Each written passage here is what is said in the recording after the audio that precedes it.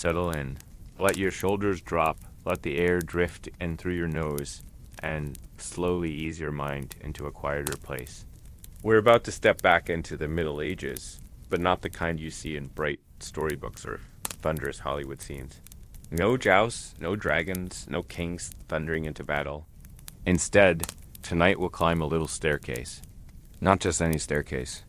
A spiral one, narrow as a whisper, wrapped deep inside a massive stone cathedral. You're not a knight or a noble. You're the bell ringer, the one nobody notices unless you make a mistake. This is the story of cold breakfasts and colder towers, of lives lived above the rooftops and behind stained glass. The rhythm of your days is not set by sunlight or seasons, but by ropes, gears, and sacred duty.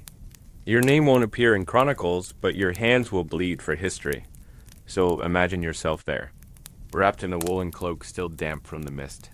The cathedral looms around you, but you know it not as a tourist might know it today.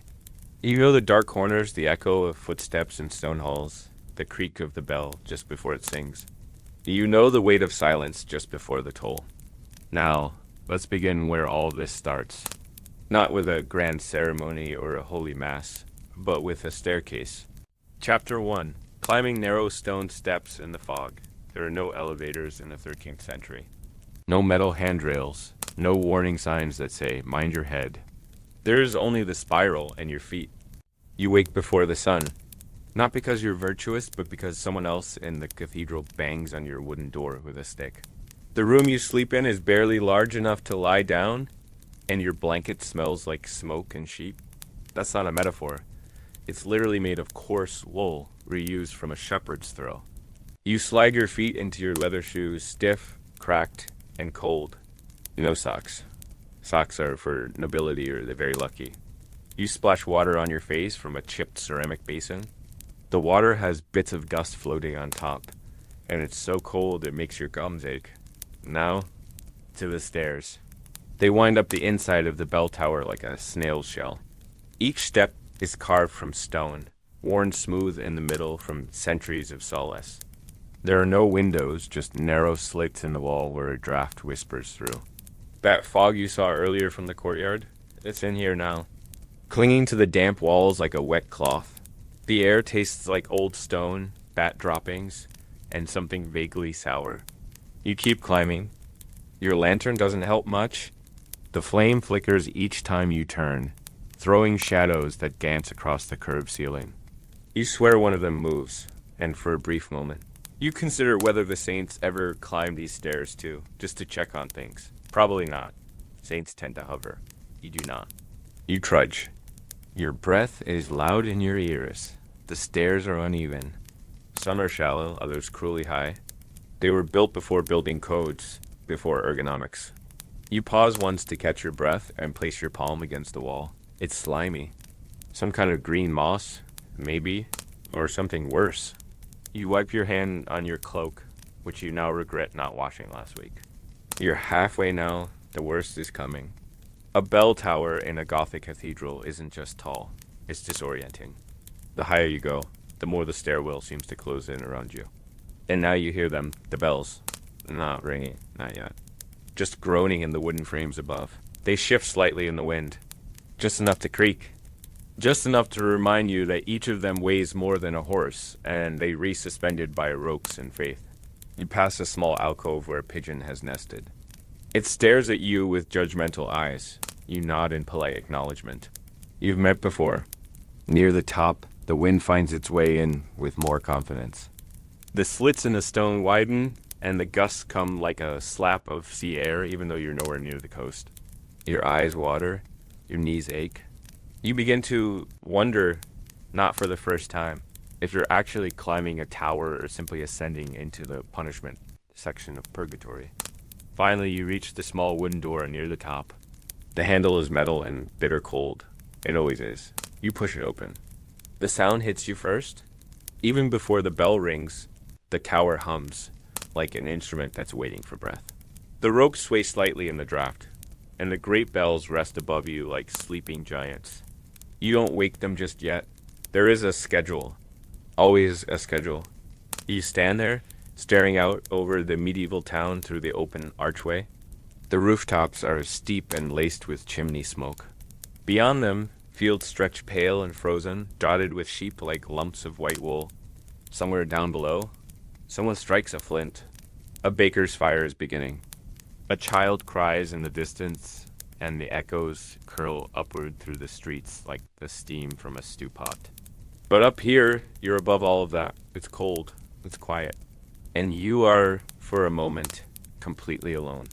You lean against the stone railing, careful not to slip. The bell ropes wait behind you, thick and afraid like the twisted arms of trees. In a few minutes, you'll haul on one of them, and send a sound through the sky so heavy it'll rattle the shutters in homes a mile away. But not yet. For now, there's only the fog, the stone beneath your boots, and the knowledge that you'll have to climb back down again soon once your job is done. But first, you have to ring the Angelus. And your hands are already starting to cramp.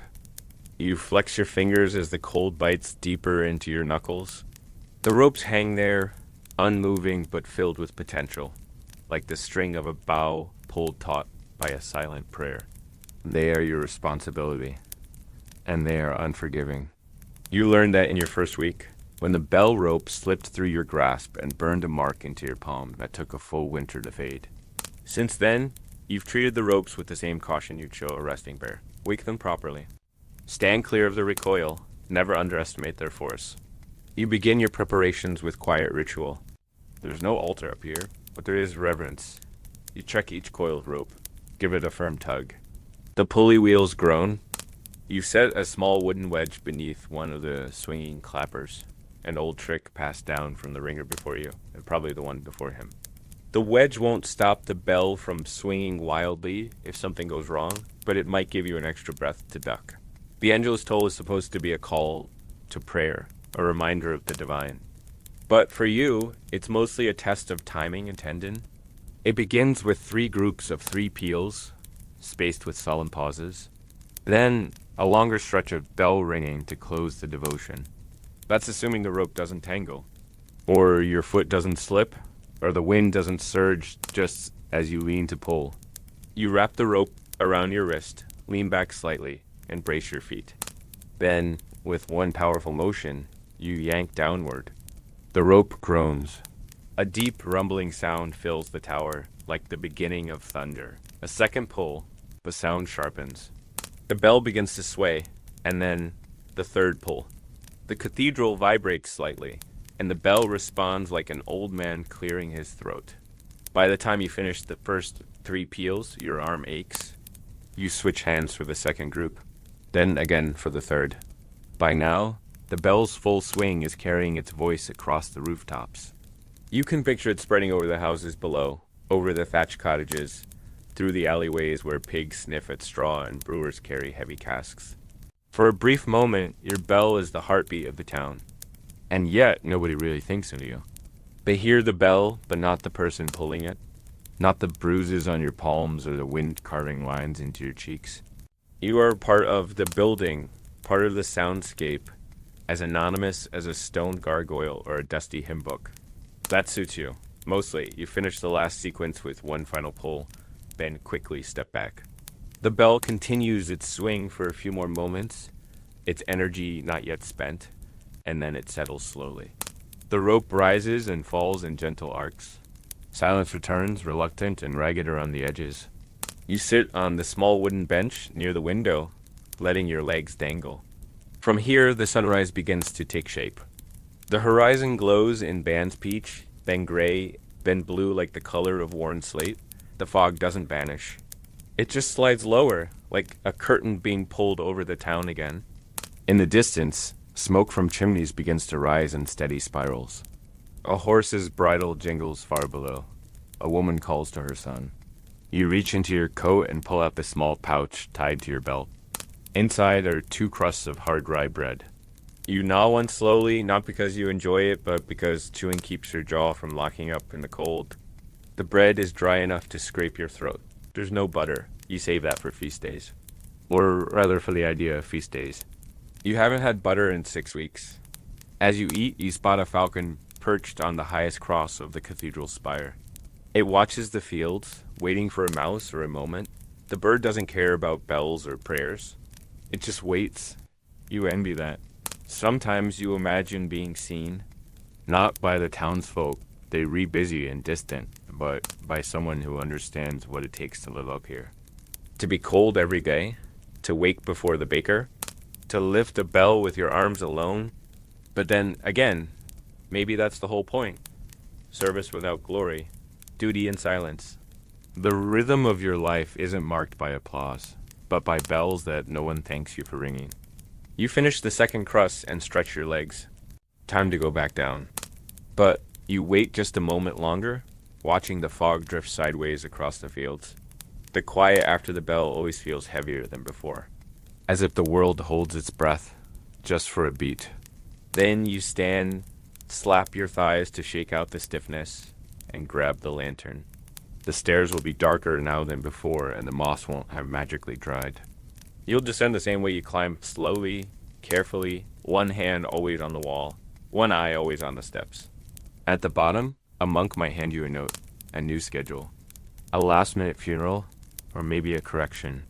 You rang 3 beats too slow. He might say the abbot noticed. But he won't ask how your hands feel. Once you see the blood on your wrist where the rope snapped back once during the final toll. He will nod, hand you another scrap of parchment, and walk away. That's your life. Cold mornings, endless stairs, bread like stone, and the eternal rhythm of bells. You are a part of the cathedral, but never the sermon. A man behind the sound, climbing his spiral again and again, fog in his lungs and silence in his footsteps. It is not glorious. It is not easy, but it is yours. And tomorrow, before the sun rises again, you'll climb those steps once more. Chapter 2. Ringing the Angelus with bleeding hands. There's a time every bell ringer comes to dread. Not because it's the middle of the night or especially punishing on the arms, although both are true, but because of the precision it demands. It's called the Angelus. A set of bell rings repeated 3 times a day, meant to stop everyone, everywhere, for just a moment to reflect on something holier than hunger or taxes or the smell of manure in the street. It happens at dawn, at noon, and at dusk. The midday bell is sometimes the worst. You've already rung 2 funerals, 1 wedding, and a toll to mark a local merchant's passing. On good days, it almost feels like a dance. Your body and the bell moving in sync. On bad days, it feels like you're yanking a mountain uphill with a fishing line. The worst is when the rope slips. Not all the way. Just enough to slap the side of your hand, right where the skin has cracked. It is as close to holiness as you will get. But if you miss a beat, if your timing is off or your arm gives out, there's a rupture. A few, the older ones, simply pray. He didn't believe in ritual, but he respected tides. He once told you the sea had a rhythm no man could interrupt. Now, up in the tower, you think of that rhythm often. You're not on the sea. But you're pulling something just as massive, something older, something that moves not by your will, but through your obedience. Not for strength, but for consistency, for the rhythm, for silence to arrive when it's supposed to. Because once the bell begins, it belongs to everyone who hears it. The ringer vanishes. Only the sound remains. You tie a strip of cloth around the worst blister and walk carefully down the stairs. You don't expect thanks. You don't look up when you pass others in the corridor. You just move quietly like the bell's echo fading down an alley. A ripple in the calm, and it's not just embarrassing. It's sacrilege. The sting shoots through your fingers, your shoulder jerks, and the rhythm is lost. You rang twice instead of 3. A minor mistake, but the sacristan found you before you'd even left the tower. He didn't shout. He didn't punish you. He just said, very softly, he listens. Then he walked away. You didn't sleep well for a week. And though it leaves your hands torn, it also gives you purpose. Purpose stitched into the hours, echoing from stone to field to bone. Then you start over, hoping nobody down below noticed the error. Your arms are like water reeds by then trembling and drained. But still, you pull. Or a cook who's learned when to start chopping onions by your final peel. You eat bread mostly. A small bowl of lentils on feast days. Sometimes a dried herring if you're lucky. There's no talk of meat, unless you count the time a rat fell into the grain sack and nobody found it until halfway through the week. The lack of nutrition means your muscles don't heal the way they should. A blister doesn't scab, it deepens. A pulled tendon stays pulled. You learn to live with tightness, stiffness, and strange clicking sounds in your shoulder when you lift your arm. There are no second chances with the Angelus. The sound travels too far to be forgotten. The bell speaks for the church. You're just its servant, which sounds noble, maybe even peaceful until you're the one holding the rope. The Angelus bell must be perfect. It isn't just a sound. It's a message sent on behalf of the church itself. The light is fading, which makes the stairs even more treacherous. And yet, as the sky turns orange, people stop. A mother feeding her child. A farmer locking up the goats. A widow staring at a candlestick. Everyone halts for a breath, bows their head, and listens. 3 chimes. Pause. 3 chimes. Pause. 3 more. Then you try sheep's wool. A mistake. It slips. Shift your grip every few pulls to avoid tearing the same patch of skin. When your hands bleed, don't stop unless the rope turns slick with it. And most important of all, time your rhythm with your breath. It's not just muscle, it's music. Brutal, echoing music made by a man alone in a tower. You try leather straps, but they stiffen in the cold and bite into your skin worse than the rope did.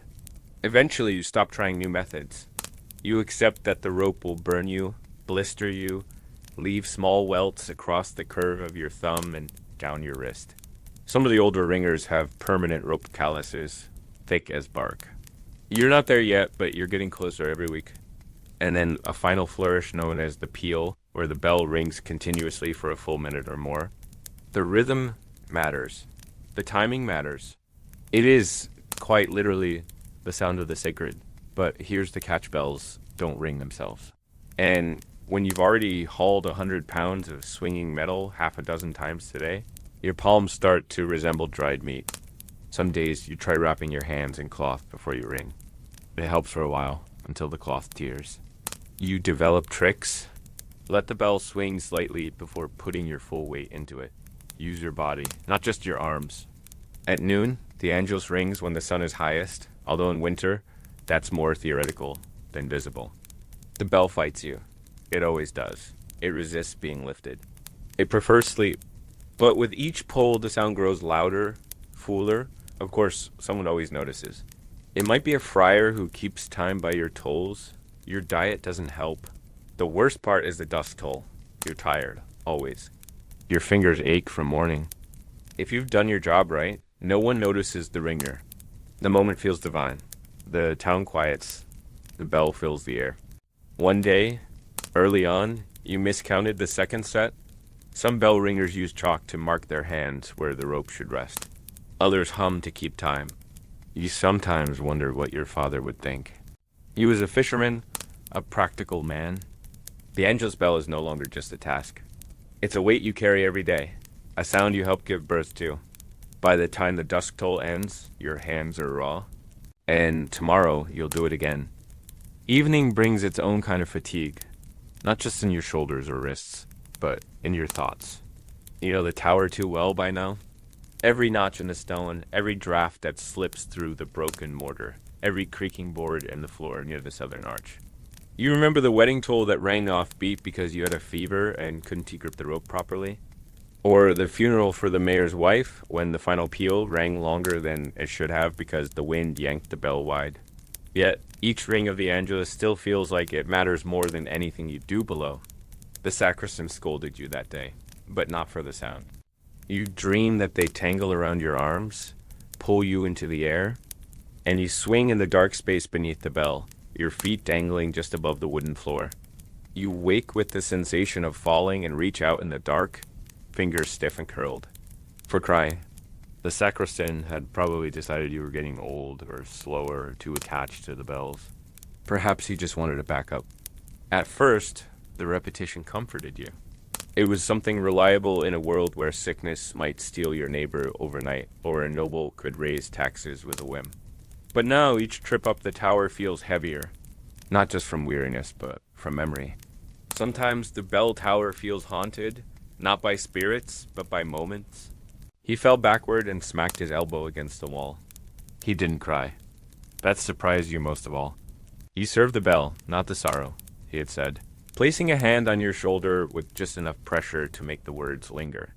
You showed him how to grip, how to use his weight, how to lean with the pull instead of against it.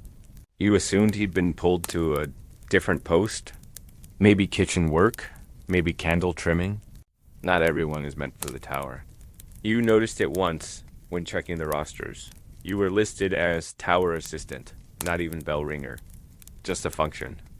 A role, a moving part of the larger machine. You know when it must ring, even without the schedule. Even in sleep, your back tenses when the hour nears. And your hands, your poor, ruined hands, they ache at the right times, like some divine alarm clock built into bones. You thought it would hurt. It didn't. You're not here for fame. You're here for the rhythm. You will eat your bread, wear your patch coat, and pull the sacred weight as long as your arms allow it. You watch closely, too closely. You recognize that look. The one you used to wear. Probably not, but the bell will. Bells remember, not with minds, but with echo. With the wear in their frames. With the way they settle into their beams after the ringing stops. Just once. To hear the bell as they hear it. To see if it carries something sacred. Or if it's just a sound after all. That feeling was distant for you now. Like warmth from a fire that went out years ago. So you stopped crying. And you learned to serve the rhythm, not the people. The sacristan will send another boy. And this time he'll stay. You don't dread it. But you wonder what kind of sound the bell will make when you no longer the one pulling the rope. No plaque. Just silence where once there was sound. Some nights you dream of ropes. Then there are the nights you don't dream at all. Or maybe your ears. You hear more now. The tiny clicks before the clapper lands. In the market square, someone will say, "The evening bell came late last night." Or, "Did you hear how sharp the noon bell was today?" They're not criticizing. Not really. But they're listening. And so every chime feels like a conversation you re-having with people who don't know your name. The way the air shifts just before the vibration peaks. You've come to believe each bell has a voice, a personality even. Some sing, others shout. Yours groans, not in pain, but in effort. As if it remembers the weight of every prayer it's ever called forth. Just blackness. The kind of sleep that isn't rest. Just escape. Not out of rebellion or art, just as a way of keeping time. Not by a season or festival, but by tolls. One for each Angelus. You've stopped counting now, that there are hundreds. And they belong to you. You've taken to carving small marks into the stone wall near the lower stairs. A boy, barely 12. He had skinny arms, a face like an anxious fox, and a patchy wool tunic too thin for the cold. One morning, not long ago, you arrived at the tower and found someone waiting at the top. "I'm to learn," he said without looking at you. You stared at him for a moment, surprised. You hadn't been told. The boy didn't ask for help. He simply walked over to the ropes and stared up. "You won't lift it," you told him, not unkindly. "It's too much. I'll try," he said. He did try, and he failed. The rope barely moved. His fingers slipped. You made him tea from your own stash of dried herbs, an indulgence, but something in his face made you soften. By dusk, he was gone. No explanation. No goodbye. You missed him for a while? Not because he was helpful, he wasn't, but because someone had looked at the bell with curiosity, not exhaustion. The bell itself has changed over the years. Not the shape, but the sound. The townspeople often talk about the bell without knowing they're talking about you. Your name, in fact, has faded from records. Still, sometimes you fantasize about walking into the nave during Mass and sitting with the congregation. But the tower won't allow it. Your body answers to the bell now. One day, someone else will take over. Your back will stiffen too much. Your grip will slip too far. Will it change? Will the town notice? Until then, you will keep ringing. You will bleed, heal, and bleed again. And when it ends, there will be no monument. And maybe Just maybe that silence will carry your name longer than the bell ever did. Chapter 3: The Hidden Choir Boys of Chartres. Before the bell rang, before the priest began to speak, before the incense curled into the rafters, there were voices. Thin and high, young, trembling. The choir boys of the great cathedrals were not just part of the service. They were the sound of heaven itself, trained to echo off the stone and stir something inside, even the most distracted listener. But the beauty of their music often masked the lives they led behind cloistered doors and shadowed halls. In a place like Chartres, with its towering stained glass windows and ancient relics tucked behind gold screens, the cathedral wasn't just a place of worship. It was a machine, a sacred performance that needed to run every day without fail. The clergy had their roles. The bell ringer had his rope. And tucked away near the northern wall, past a locked wooden gate, were the dormitories of the boys whose voices would fill the vaulted ceilings. They were young, some no older than 6 when they arrived. Their names were recorded once when they were taken in, and then rarely again. They didn't come from noble houses. Most were the sons of carpenters, shepherds, or millers. A few were orphans. Some were given by parents who believed the cathedral would give them a better life, food, shelter, an education, perhaps, a path to something holier. What they received was discipline, music, and silence. Their days began in darkness. The bell had not yet rung. The city outside was still and asleep. Inside, a monk would light a taper and move down the row of narrow cots, tapping each boy gently. Not kindly. Just enough to wake them. There was no talking. Just motion. Clothes pulled on. Faces rinsed with cold water from a shared basin. The boys walked in pairs to the chapel, where a monk waited with a pitch pipe and a stern look. Vocal warm-ups weren't optional. Even when the boys' throats were sore or still raw from coughing, even if they'd been kept awake by rats scraping in the walls, their voices had to be ready. They were not allowed to sing with emotion. Emotion was for the listener. The boys' role was purity, clarity, sacredness untainted by personality. Meals came after the first round of chanting. Bread, sometimes soaked in broth. On rare occasions, a bit of cheese or a spoonful of dried peas. Meat was reserved for feast days or when a local merchant made a donation to ease his conscience. The boys didn't complain. Complaining earned silence, and silence meant no singing. And no singing meant punishment.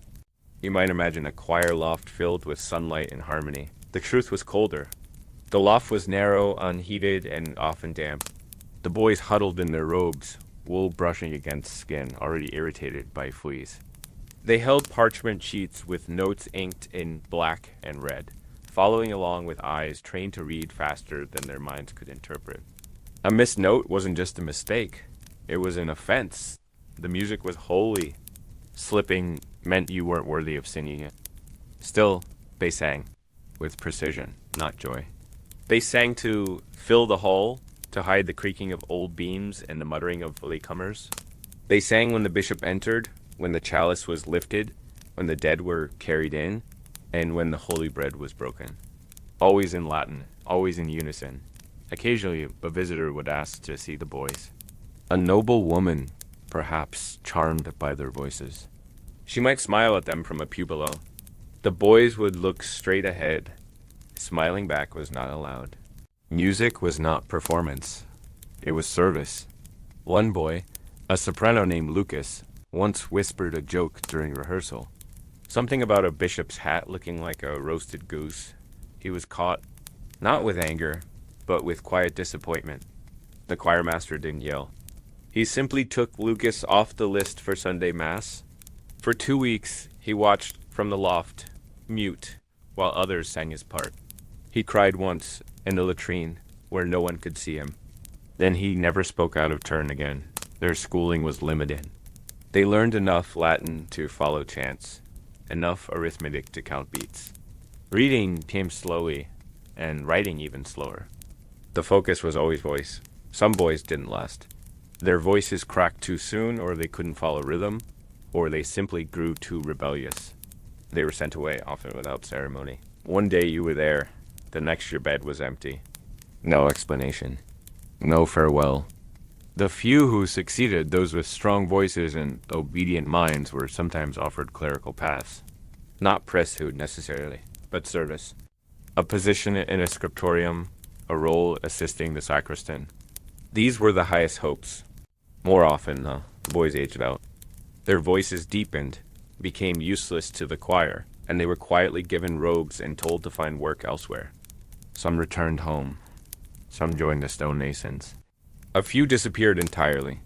But while they were in the choir, they were essential. The music of the cathedral needed youth. Not just for pitch, but for image. The purity of the church was symbolized in the voices of boys untouched by adulthood. Even if their lives were marked by discipline, hunger, and the constant ache of being unheard. One winter, a sickness swept through the dormitory. A fever that began as a chill and ended in silence. 3 boys didn't wake up. They were buried behind the vestry wall, under a slab that simply read chorus. No names, no songs. And yet, the next morning, the angelus rang. The chants began. The choir loft filled again with sound. Fewer voices, yes, but still, the music rose. Still, the people prayed, because the cathedral wasn't just a building, it was a rhythm. And the boys were part of it, as essential and as invisible as the gears behind the clock face. Outside the cathedral, the town of Chartres moved through the seasons without noticing much of what happened behind its great stone walls. Market carts rattled over cobblestones, blacksmiths pounded horseshoes to the rhythm of their own fire, and bakers swore as loaves burned. After all, they sang in God's house, didn't they? Their voices rose with sunlight and echoed through stained glass windows that shimmered in red and blue. Older than most, nearing 13, with a sharp jaw and dark eyes that didn't blink when he was scolded. His voice for a time was angelic, pure and piercing, the kind of tone that made visiting bishops close their eyes in pretend humility. But Etienne was different. He questioned. Some clung to scraps of family letters tucked into their shoes. Others arrived with no belongings at all. The old ones watched the new ones closely, silently teaching them how to navigate the thin line between reverence and routine. Which monks offered second helpings? Which ones slapped your wrist if you sang too loud? How to hide a cough. How to whisper psalms under your breath when you couldn't sleep. But something about the music woke something in him. His voice cut through the air, clear and sharp as a chapel bell.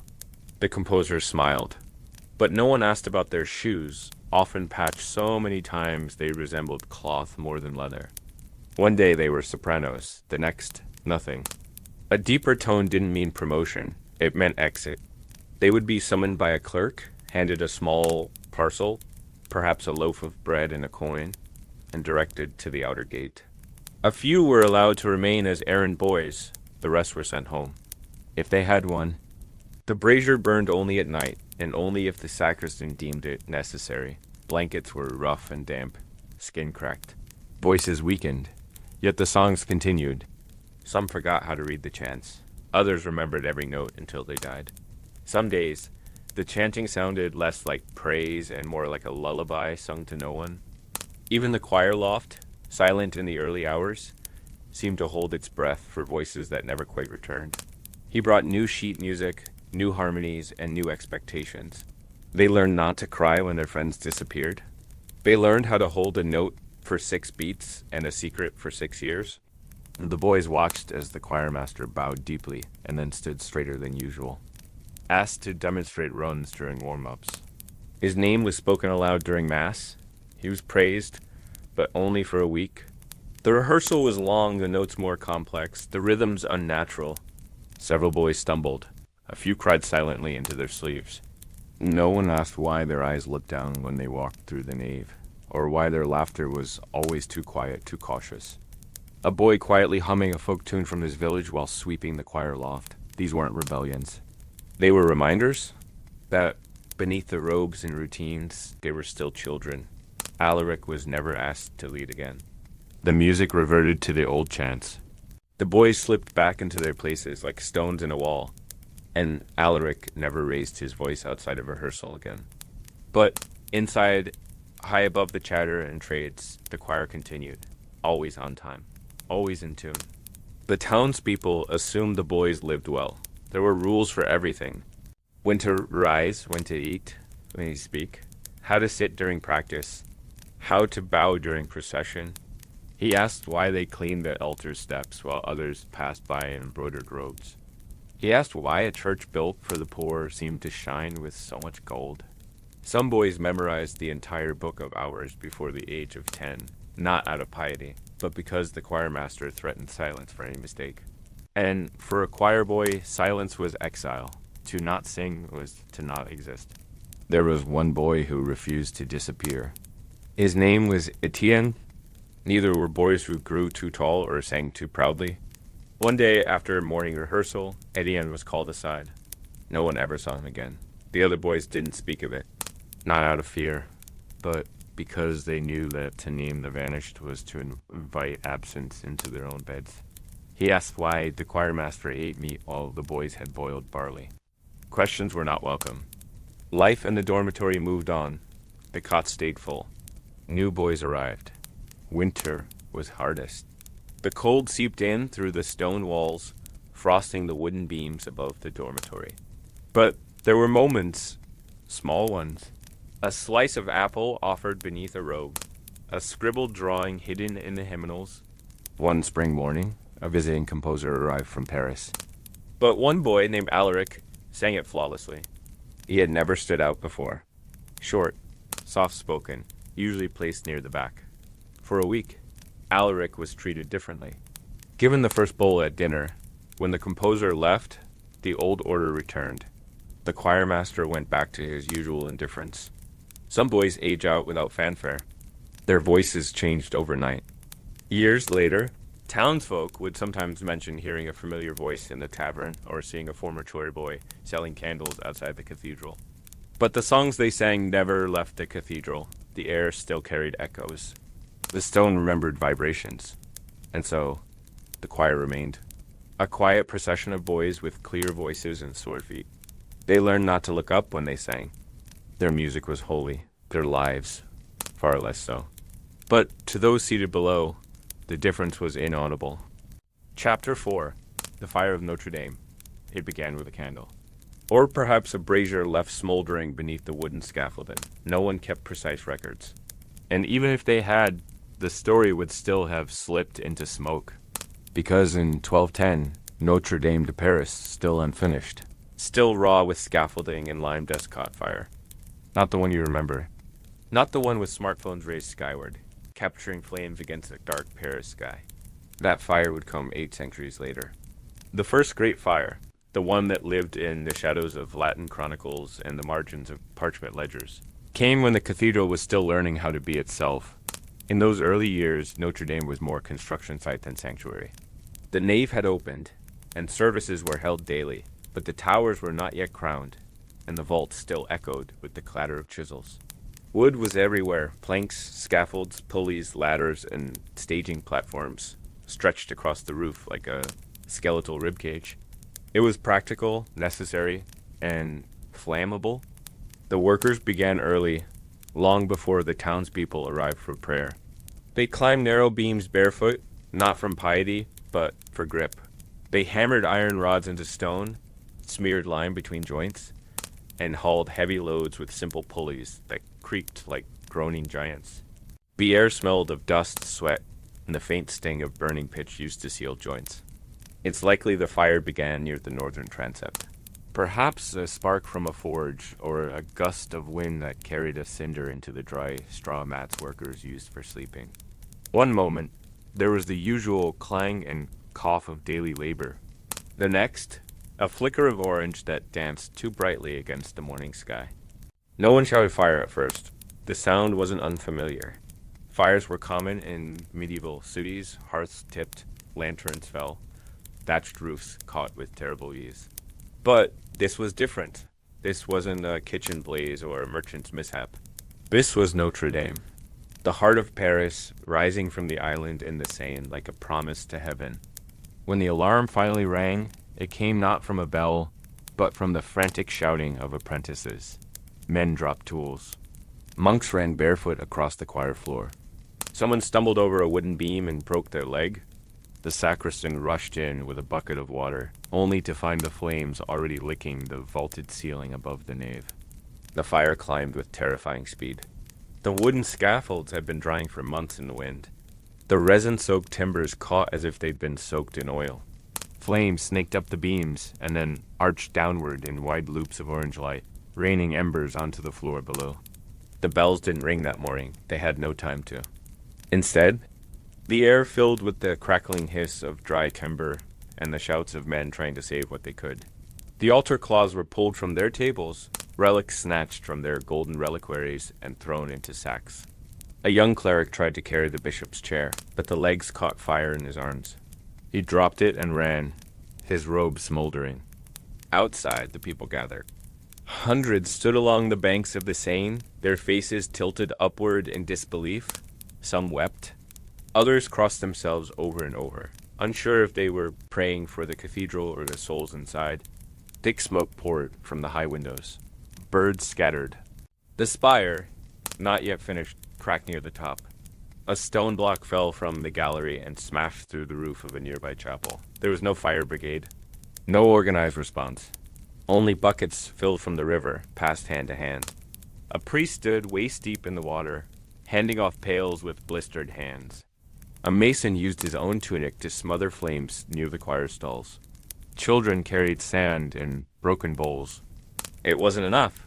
The flames were too high, the heat too great. By midday, the roof above the north transept had collapsed. Charred beams snapped inward. One bell, smaller than the rest and meant for daily tolling, melted in its cradle. Its metal pooled on the floor like a puddle of moonlight, too hot to approach. And yet, the cathedral did not fall. Stone is slow to burn. The vaults, ribbed and reinforced with early Gothic ingenuity, held fast. The fire ravaged the wooden ceiling, destroyed dozens of wooden statues, and consumed the scaffolding entirely. But the bones of the building remained. Blackened, yes, scarred, but standing. As the flames dimmed and smoke hung like a ghost above the nave, the clergy began to move back inside. Not to survey the damage, but to pray. Not all of them agreed.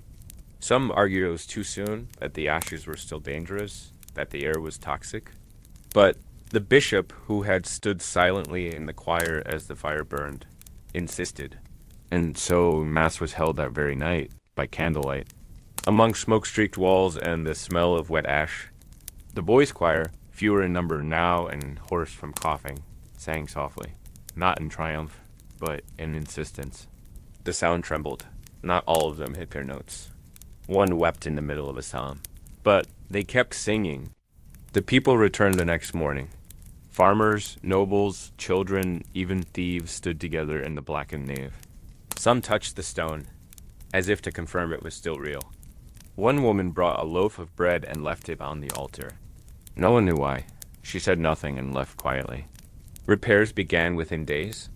The scaffolding was replaced, this time with thicker beams soaked in water. Stone carvers worked from dawn until darkness. Masons rebuilt fallen corners. The melted bell was recast and lifted back into place with solemn ceremony.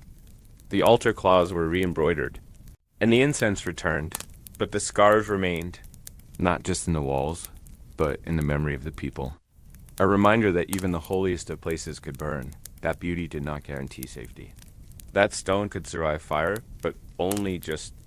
In the weeks that followed the fire, the cathedral breathed smoke even as the city moved on.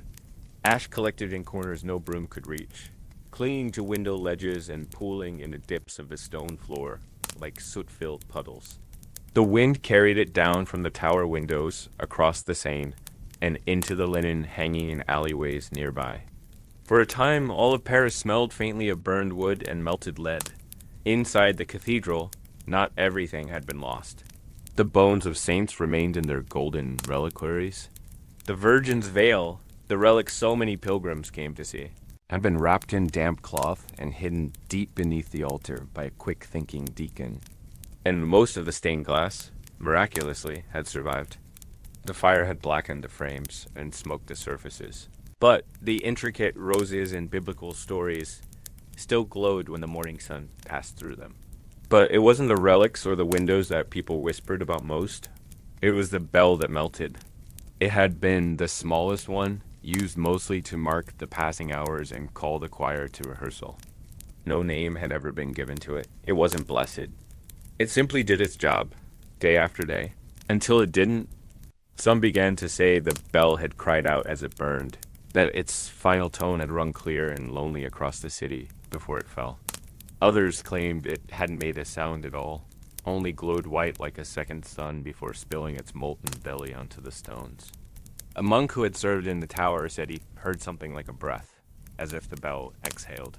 These stories grew legs, as all stories do, becoming part of the cathedral's hidden folklore. And yet, for all the myth and mystery, the damage was real. One wall in the northern gallery had buckled from heat. 2 workers had been found collapsed near the base of the scaffolding, their hands still black with soot. They were buried in unmarked graves in a corner of the churchyard, beneath a statue that had also partially melted. No plaque, just stone over stone. Still, the building endured. There's something in the way cathedrals recover, not just in repairs, but in memory. The stone does not forget, even if the scribes do. Future generations would write long essays on the glory of Notre Dame. They would marvel at its arches, its gargoyles, its flying buttresses that seemed to carry the weight of heaven itself. But very few would mention the fire of 1210. There were no paintings. No letters. Only a few lines in a ledger.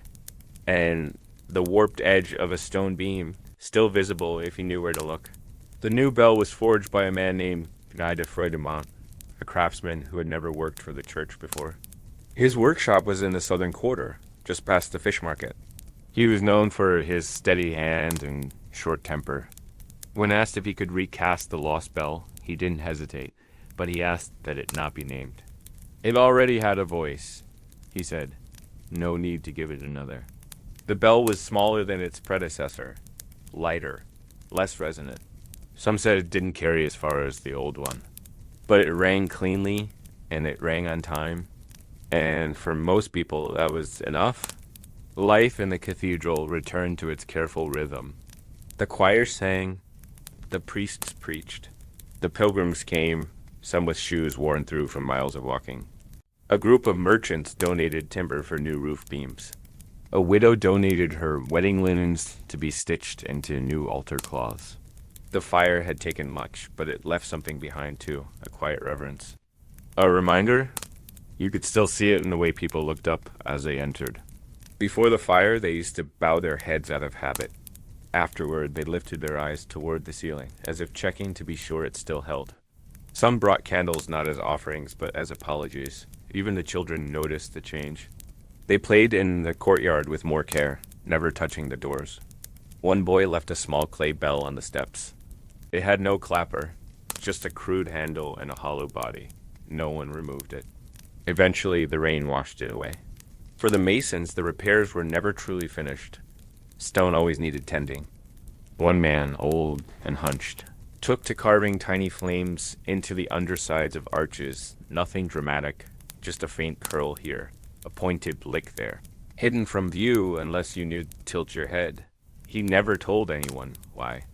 When asked, he simply shrugged and said, "So it doesn't happen again." No one argued. In time, the cathedral grew taller. The towers were completed. The spire was raised. More statues were added, and the choir was extended. The fire of 1210 became a smudge in the timeline. A year mentioned only when explaining why this window didn't match the others, or why this beam was slightly newer than its neighbors. But for those who lived through it, the fire remained, not in fear, but in presence, a whisper beneath the stone, a lesson carved in char.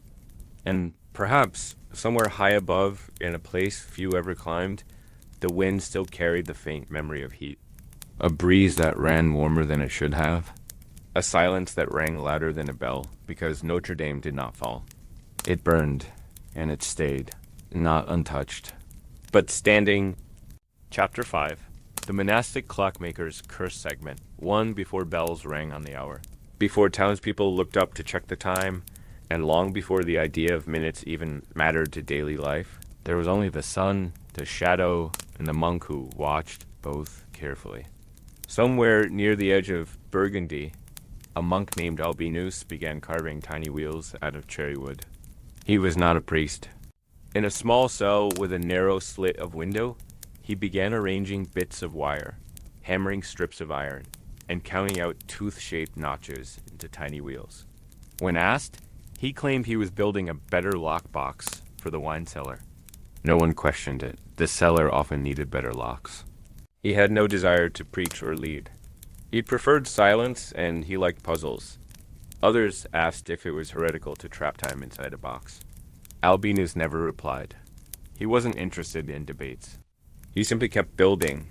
Matins sometimes started a little late if the cook overslept. Lauds might be early if the prior was eager. Prime could shift depending on the weather or the bishop's mood. But the clock had no moods. It clicked forward no matter what. Unblinking, unforgiving. The next version was larger, built into a wooden cabinet nearly as tall as he was. It rang louder, on the hour. The abbey where he lived had long relied on a sundial and a sandglass to mark the canonical hours matins, lauds, prime, and so on, but the sundial vanished in fog and the sandglass didn't ring, and tapped a chisel set against a hollow cup. The sound was faint, a gentle tap. He counted aloud during meals. He corrected others when they prayed too long. But even he seemed changed. He rose exactly at midnight, regardless of fatigue. He stopped lingering after meals. He rang the bell even when no one asked him to. His eyes grew darker, his fingers thinner. He no longer hummed when he worked. Albinus's original device was dismantled, and its gears reused to repair the gate lock. He didn't protest. He simply nodded and returned to his cell. Once, he timed the abbot's sermon and submitted a suggestion for shortening it. He was sent to a quieter priory soon after, in taverns, in bakeries. Bells rang not for prayer, but for curfews, for markets, for taxes. The world had caught the tick. Life became divided into hours, then minutes, then seconds. And somewhere deep in the echo of all that measurement was a soft, steady click, built by a monk who only wanted a better way to listen to the sun. A single gear, worn smooth on one side. No one knew which clock it belonged to, or whether it had ever worked. Albinus tried fixing it, adjusting the gears. Replacing the weight, nothing worked. Then one night, he took it apart piece by piece and burned the wooden housing in the abbey courtyard. No one asked why. It ticked, even in silence. The monks began to measure their days, not by hunger or prayer, but by the next clang of the mechanism. Their lives became a series of intervals. But to Albinus, it was divine. Albinus wanted something better, not for glory, not even for efficiency, simply because it could be done. He continued to arrive at services by the sky. He was reprimanded gently at first, then more sternly. When he refused to change, he was removed from the choir and given garden duties. He didn't complain, but he no longer sang. At night, its small hammer clanged against the copper dish while the monks tried to sleep. During meals, it rang in the middle of soup. During Mass, it rang while the priest was still lifting the chalice. It had no respect for pace, for breath, for the spaces between things. Time wasn't measured then, it was observed, felt. It moved in rhythm with prayer, hunger, and the dimming of the sky. That it could bring harmony to the abbey. That it could keep the brothers united, synchronized in their devotion. The abbot nodded politely, then had the clock moved into the scriptorium, where its chime wouldn't interrupt communion. But one day, not long after the great cathedrals had begun to scrape the clouds, a new sound entered the sacred air, the click and tick of gears, hidden behind wood and stone. It began, as many things did, with an idea born in a cloister. He worked in secret at first. Months passed, then years. The other monks thought he'd lost interest. Albinus still came to prayer, still shared bread in the refectory. But his fingers were always dark with iron filings, and his robes carried the smell of burned oil. When the first mechanism was finally complete, it didn't ring, it clicked. A small gear turned, nudged by a weight suspended on a rope.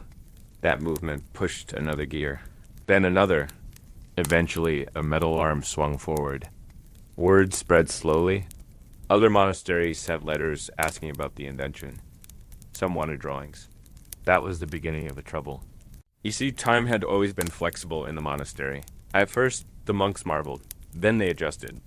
Then they began to resent it. The bell tolled even when no one was listening. Albinus insisted it could be helpful. But the damage was already done. Time was no longer a soft shape. It had become a metronome. Some of them took it badly. Brother Lucien, the oldest monk in the abbey, refused to follow the clock. He claimed God did not care for gears. Another monk, Brother Matthias, became obsessed. He kept time in his head, ticking along with the machine. Albinus, for his part, remained faithful to his invention. They say the third clock he built never rang. It clicked perfectly, ticked its way through the hours, but the bell arm refused to move. Eventually, a new monk arrived with a different design. Simpler, more consistent. It became the standard. Years later, when he died, they found a small metal piece in his pocket. But by then, time was everywhere. Not just in abbeys, but in town squares. Once the clock had taken root inside the monastery, it did not stay confined to its cloistered walls. Word spread faster than parchment could be copied.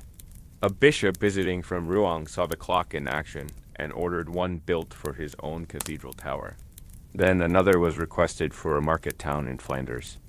Before long, craftsmen who had once only shaped bells and repaired lutes were suddenly being asked to carve wheels, pin axles, and suspend heavy stones from thick cords. And just like that, time became a public thing. Before the clock, time had been personal. A farmer rose when the rooster crowed. A baker worked by candlelight and instinct. A fisherman felt the tides in his legs. But now, all of them could hear the hours ringing across the rooftops. It wasn't long before people began organizing their lives around the sound. He spoke of rhythm, not precision. Of sacred flow, not mechanical order. But even he could not hold back the tide. Donations were increasing. Nobles liked the punctuality. Bishops praised the predictability. A church that kept time, they said, surely honored the divine better than one that drifted. If he was late, the master docked his breakfast. The apprentice began to wake earlier, even on rest days, startled by a dream bell that wasn't ringing. A bell rang every hour. The older ones stared at the iron clapper as it moved. Some began to guess exactly when it would strike. One boy, Hugo, was so accurate that a visiting deacon called him God's watchman. Hugo liked the praise, but didn't sleep well after that. He once asked his mother why he always felt like he was running, even when he wasn't moving. She didn't have an answer. It was meant as criticism, but it was also accurate, public, elevated. It didn't need a monk to wind it. A paid mechanic came every few days to tend to the weights and oil the gears.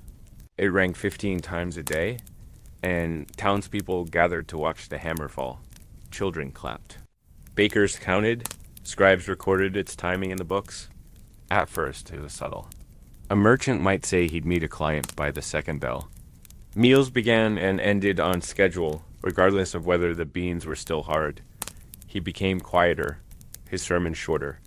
When he died, the bells rang 7 times, exactly spaced. It settled in nooks of the abbey, in pauses between prayers, in the quiet clatter of spoons. But because he understood now that time didn't like being caged, the brothers gathered and recited the usual psalms. But one novice lingered after the service and climbed to the small workroom where the original gear had once been carved. It was empty now, just a few curls of wood shavings in the corner and a bench still stained with iron oxide. But with the clock, even silence was regulated. Scheduled. It came too quickly. Or not at all. The ticking never truly stopped. The bells rang out, and then the gears clicked back into motion, even when no one listened. A lay brother noted the timing in a margin of the daybook, and added a small note, varied with the 8th toll. That was all. They stopped asking if they had prayed enough, or too long. They prayed until the bell rang. They didn't eat when they were hungry. They ate when the bell called them. Even confession became timed. A small hourglass was placed on the ledge beside the kneeling cushion, and when the sand ran out, the next sinner stepped forward. No matter what sins were left unspoken, a tanner might close shop just before the third clang after noon, 13 times, clockwise, always 13. He said it helped him feel steady. Another, Brother Tomas, began counting the seconds between clicks, even in his sleep. He was eventually moved to the herb garden, far from the bell, where he whispered to plants instead of people. Then it became structural. The Lord Steward insisted the workers appear at the fields by the toll of the 6th hour. Markets opened by bell and closed by bell. Punishments were meted out by the hour too. You'd hear someone say, "She's in the stocks until Vespers," and everyone would know when to look away. The bells shaped days. Then they began shaping minds. In the monastery, the brothers began to adjust their sense of self to the ringing. Some monks adapted with grace. Others developed habits. One brother, Gregorius, developed a compulsion to touch the walls of the bell tower every time he entered. The abbot, a gentle man known for his thick eyebrows and fondness for figs, resisted the changes for a time. Eventually, the abbot gave in. The prayers were shortened. The lessons became more precise. As time bled outward from the monastery into the town, it reshaped the rhythms of life beyond the stone walls. The baker's apprentice, who used to arrive when the sun warmed the bakery floor, was now expected to be there at the first bell. In the school attached to the cathedral, children who had once learned by chanting aloud from memory were now expected to sit in timed lessons. Worse still was what the clock did to silence. Before, silence was organic. It came like dusk. You could feel it in your chest if you stood close. That soft thrum. Like a heart that didn't beat for you. One visiting monk from Wales wrote in his travel notes that the Parisian monasteries no longer breathe with God's wind, but with the teeth of iron. Albinus, the original clockmaker, lived to see the first tower clock installed in the town square. It was larger than anything he had ever built. Albinus watched it once from a distance. Someone asked if he was proud. "No," he said quietly. "It works too well."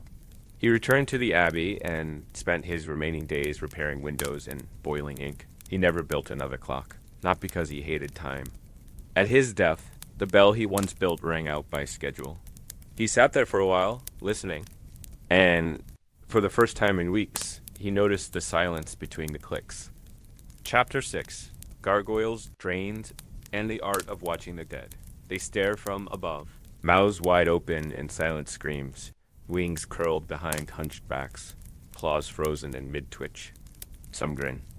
Others frown. A few look like they're laughing. But none of them move, or at least not when you're watching. The gargoyles of the great Gothic cathedrals are among the most misunderstood residents of medieval architecture. Part monster, part mason's joke, part engineering solution, they loom over rooftops, jutting from parapets, squatting on corners where rainwater collects and the pigeons never stay long. To most who passed beneath them, they were simply decorations. Ugly ones, glowering ones. Some villagers crossed themselves when they saw them. Others spat, but the truth was simpler. They were drains. Stone pipes designed to channel rainwater away from the fragile mortar and stonework of the upper towers. Gargoyles served a purpose, a very practical one. The rain that fell on a cathedral roof slanted, enormous, and had to go somewhere. If left unchecked, it would slide down the walls, soak into cracks, freeze in the winter, and tear the building apart from the inside. The solution was to carve long troughs into the ledges and connect them to mouths that jutted far from the wall, allowing water to be thrown clear. But if you're going to carve a pipe out of stone, why not give it a face? Some say the earliest gargoyles were modeled after demons, creatures of the outer world, frozen and forced to serve the church by vomiting water for eternity. Others believe they were inspired by forest spirits, the kind found on the margins of old pagan carvings, faces of bark and beak, more animal than man. Whatever the origin, medieval stonemasons were rarely told exactly what to carve. Their instructions were practical: make it long enough, strong enough, and make sure the water flies far. So they got creative. There's a gargoyle on the south side of Chartres that looks like a pig with bat wings. One near Amiens sticks out its tongue in what appears to be mockery. Another, perched high on the spine of Notre Dame, appears to be eating a smaller gargoyle. A few are oddly human. Not beautiful, but familiar. A merchant's nose here. a widow's chin there. The masons carved what they saw, or what they remembered. But the real secret of the gargoyles wasn't their shape. It was their placement. Cleaning them was a job that required nerves steadier than most. The stone channels had to remain clear, especially after storms, when leaves, soot, and even bird remains clogged the runnels. A blocked gargoyle didn't just fail to drain it, redirected water back into the roof, soaking timbers and spreading rot. So someone had to climb. The job often fell to the younger clerics, the ones not yet fully ordained, or to lay brothers who'd shown a certain fearlessness. There were no harnesses, no ladders tall enough. You climbed the inner spiral, reached the narrow gallery, stepped onto the edge of the world, and moved along a ridge no wider than a goat's back. The wind was always stronger up there, colder too. You carried with you a long iron hook and a sack. The hook to drag out the mess, the sack to collect what fell. Sometimes the gargoyle was still frozen, and you had to chip the ice loose. Sometimes a bird had nested in the mouth. More than once, the cleaner found a small body, a starling maybe, or a rat, curled like a question mark inside the throat of a stone beast. And all the while, you were being watched. Not by the people below, they rarely noticed, but by the other gargoyles. They lined the walls, dozens of them, each with their own frozen expression. And when you knelt to clean one, you could swear the others were smirking. That if you slipped, they wouldn't catch you. They'd just stare. One brother, Jerome, fell from the ledge during a storm. His body struck the stone balustrade on the way down and landed on the vestry roof. They buried him quickly, without much ceremony. The next day, the gargoyle he'd been cleaning was found with a crack down its middle. No one touched it again for years. The belief began to spread, quietly at first, that the gargoyles could see things, that they weren't just drains, but watchers. Guardians, not for the people below, but for the building itself. As if the cathedral had eyes. And teeth. Some priests were uncomfortable with the notion. They spoke against superstition. They reminded the monks that the only watcher was God. But in the silence of the upper gallery, when the wind whistled through the gargoyles' mouths like breath, even the most devout paused. Not all gargoyles spat water.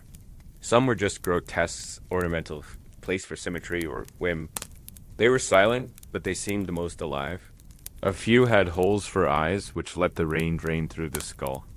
Others were carved crouching, holding their own heads or covering their ears. One mason, anonymous but persistent, carved a series of figures high on the nave of Rouen. Each one represented a different sin, gluttony with an enormous tongue, pride staring at his own reflection, sloth draped limply over the edge. They weren't labeled. You had to guess. Some scholars argue the final figure, perched alone at the western corner, represented death, not as a skeleton, but as a mirror-faced creature. You couldn't see its features, only your own. It became tradition among certain monasteries to assign young novices to gargoyle cleaning as part of their early training, not to punish them, but to humble them, to teach them balance, not just on the roof, but in life. One novice, Matteo, was sent up after skipping morning prayer 3 times in a week. He was clumsy, unfocused. Everyone expected him to fall. But something about the height changed him. The wind, the silence, the way the gargoyles loomed without moving. He returned a different boy, quieter, sharper. He never skipped another service. Years later, he became the abbey's architect. He designed a new chapel. On its roof, he placed a single gargoyle in the shape of a boy, gazing down, not menacing, but watchful. And when it rained, the boy's mouth emptied the water far from the walls, just as he had once been taught. The longer you spent on the roof among the gargoyles, the more you noticed the stillness. Not the kind of quiet found in empty courtyards or dim cloisters, but a stillness that felt purposeful. They were witnesses. Silent observers who had watched generation after generation come and go. It had once been pale, nearly ivory, a long-necked beast with bulging eyes. But as the dead piled in the streets and smoke filled the sky, its stone darkened. Not soot, not mold, just darkness. A change no mason could explain. It stayed that way afterward. People avoided walking beneath it. They had seen the masons die before finishing their towers. They had watched the bishops quarrel over altars. They had seen the children of nobles baptized in cold water, and years later, laid out in pine boxes. But the gargoyles were constant. No matter how many years passed, they clung to their ledges with chipped claws and wore their weather-worn expressions like secrets. Their faces dulled, but their presence never softened. He wasn't a scholar, he couldn't read, but he knew the face of every gargoyle on the cathedral roof. He gave them names: the Watcher, Crooked Mouth, Sister Leaning. He spoke to them as he cleaned, not prayers, but updates. Charcoal drawings of the gargoyles, not as drains or monsters, but as characters. It had crooked eyes and an open mouth, like it was listening. Each one captured with uncanny care. He had drawn them hundreds of times. They snapped pictures of grotesques with silly expressions, zoom in on jaws and claws, laugh at the oddity. But very few know the rest of the story. When it rains, the water still jets from stone mouths, splattering across buttresses and washing clean the streets below. It's a strange sight, modern people standing beneath umbrellas while medieval beasts spit water past their heads. That for centuries, these weren't just monsters. They were memory. They were function. They were presence. Just in my head. Like their old friends. Not just their faces, but the way their shadows fell at dawn. They've stood through revolutions, through war, through silence, through celebration. The way they aged. As if he were reporting not a building, but a community. Look up. The baker's wife had her child. He'd mutter as he cleared a beak of moss. The bishop tripped again on the choir step. He'd whisper as he dragged soot from a twisted wing. They had seen the plague come. And go. And return. Water poured straight down the walls, and the stone beneath rotted from the inside. The people noticed. They tried plugging the mouths with wood, catching runoff in barrels. It didn't work. The water always found a way in. The wind moved, the rain hissed across the stone, but the gargoyles never flinched, not once. Their silence wasn't passive. It was watchful. Some began to believe they weren't just drains or decoration or stern reminders of sin. There's a story that a gargoyle at Reims turned black during the Great Pestilence. And yet, the gargoyles never left. Other parts of the church could be changed. Windows replaced. Columns reinforced. Chapels added or demolished. He carries a flashlight and a set of iron hooks. He doesn't say much, but if you ask him, he'll tell you which gargoyle was loose, which one needs patching, and which one cracked during the last freeze. And if you press him gently, he might admit that he talks to them. Not all cathedrals kept them in good shape. In poorer towns, the gargoyles crumbled. Their mouths collapsed, their spouts eroded. Some quietly began to say the building got sick when the gargoyles broke. It wasn't hard to believe. Roofs caved in, plaster flaked, choir stalls twisted out of place. One church in Provence developed a mysterious leak near the altar that no builder could find the source of. It wasn't until they repaired 3 old gargoyles that the leak stopped without touching the altar itself. Coincidence, maybe, but no one was eager to test it again. Over time, caring for gargoyles became a kind of spiritual task, not always formal, rarely written down, but understood. One lay brother, Elric, made it his life's work. People thought he was simple, but the gargoyles stayed clean. The roof stayed dry, and the building never cracked. When he died, they found a bundle of small sketches tucked beneath his cot. They buried him in a simple grave, unmarked. But no one knows who carved a tiny gargoyle face into the corner of the west stairwell. Today, tourists photograph gargoyles without knowing what they're looking at, and they were always watching. In some cathedrals, especially the older ones, the drain spouts still work. You might think no one notices anymore. But you'd be wrong. There's a maintenance worker at Strasbourg Cathedral, he's worked there for 3 decades, who still climbs the towers after every storm. Not out loud, he'll say. Because in a way they've outlived everyone who carved them, everyone who cleaned them, everyone who feared or mocked them. They are quite simply the last ones watching. So next time you see one, perched high above a plaza or grimacing from the roof of a church, pause for just a second. Not because it will move. It won't, but because it already saw you. Chapter 7. Sacred Geometry in Rose Windows. There is something hypnotic about a rose window. You can stand beneath it for minutes, maybe hours, and still feel like you haven't seen the whole thing. Light moves through it like a slow breath, coloring the air with hues that seem almost too vivid for stone. Crimson, sapphire, gold. So bright it looks like it was spun from sun itself. But for all their beauty, rose windows were never meant to be merely decorative. They were mathematical, intentional. Every curve, every color, every angle of light was chosen, not just to please the eye, but to reflect the order of the universe. These windows were sermons in glass, geometry shaped by faith. The builders of Gothic cathedrals understood that worship didn't begin at the altar. It began at the eye, and nothing caught the eye more completely than a rose window in full sun. In places like Chartres, Amiens, and Paris, the rose windows don't just sit above the entrance. They dominate it. Massive circles of stone and colored glass, divided into spokes like wheels, with intricate petals radiating from a central point. They seem weightless, but they are anything but. Each one is held in place by a web of lead and stone tracery, so delicately carved it almost disappears into the light. To the average worshiper in the 13th century, these windows must have seemed like glimpses into heaven. Most people had never seen colored glass before, not in this way. In the village, windows were made of oiled cloth or horn. Transparent glass was a luxury. Colored glass? That was divine, and the colors were deeper then. Medieval glass had a richness that modern reproductions often fail to capture. The red was made from gold powder, suspended in molten silica. The blue, from cobalt ground so fine it stained the fingers like ink. Greens and ambers came from iron and copper, mixed in proportions lost to time. Light didn't just pass through the glass, it changed inside it, like spirit entering a body. But behind the light was the math. Every rose window followed patterns rooted in sacred geometry. Circles within circles, triangles nested in six-pointed stars. 12 petals, 24 rays, 32 panes. Nothing was random. The architects believed that God had created the world with number and proportion, that mathematics was not human invention, but divine blueprint. To build in harmony with that system was to mirror creation itself.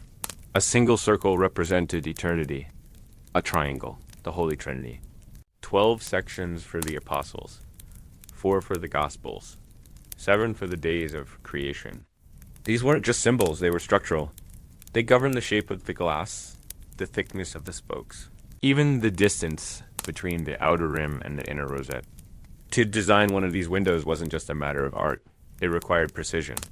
Geometry, astronomy, and scripture had to align. The master glazier had to consult with the architect. The bishop, sometimes even an astrologer, to determine the right orientation. Some windows were placed so that on certain feast days, at a particular hour, the sun would pass through the central pane and cast a beam directly onto the altar. No one announced this. It simply happened, quietly, like grace. The creation of the glass itself was a labor of heat and risk. In workshops just outside the cathedral grounds, glass blowers heated sand and ash in stone furnaces until it glowed orange and dripped like honey. They spun cylinders of molten glass, flattened them, cut them, cooled them slowly in ovens called annealers. Then came the painters, often monks or trained laymen who etched saints, prophets, and martyrs in dark enamel onto the colored glass. Faces were the hardest. Not because of detail, but because of light. Too much shading and the figure became a smudge. Too little, and it vanished in the glare. The eyes had to be just right, clear enough to see from below, expressive enough to seem alive. There was one painter, known only from a signature in a lower corner, Simonis. His windows still survive in a small chapel near Reims. His saints have unusually kind faces. Round cheeks, gentle brows, mouths half curved into secret smiles. No one knows why. Some say he painted his mother into every figure. Others claim he was simply different, devout in a quiet, cheerful way. His windows are still nicknamed the Laughing Saints. Once the glass was painted and fired, it was assembled like a mosaic, held in place by lead cames, thin strips of grooved metal that embraced each shard. These cames were then soldered and reinforced with iron bars, forming a rigid frame strong enough to resist wind and the settling of stone around it. Insulation was perilous. The window was hoisted up, inch by inch, by a system of pulleys and scaffolding.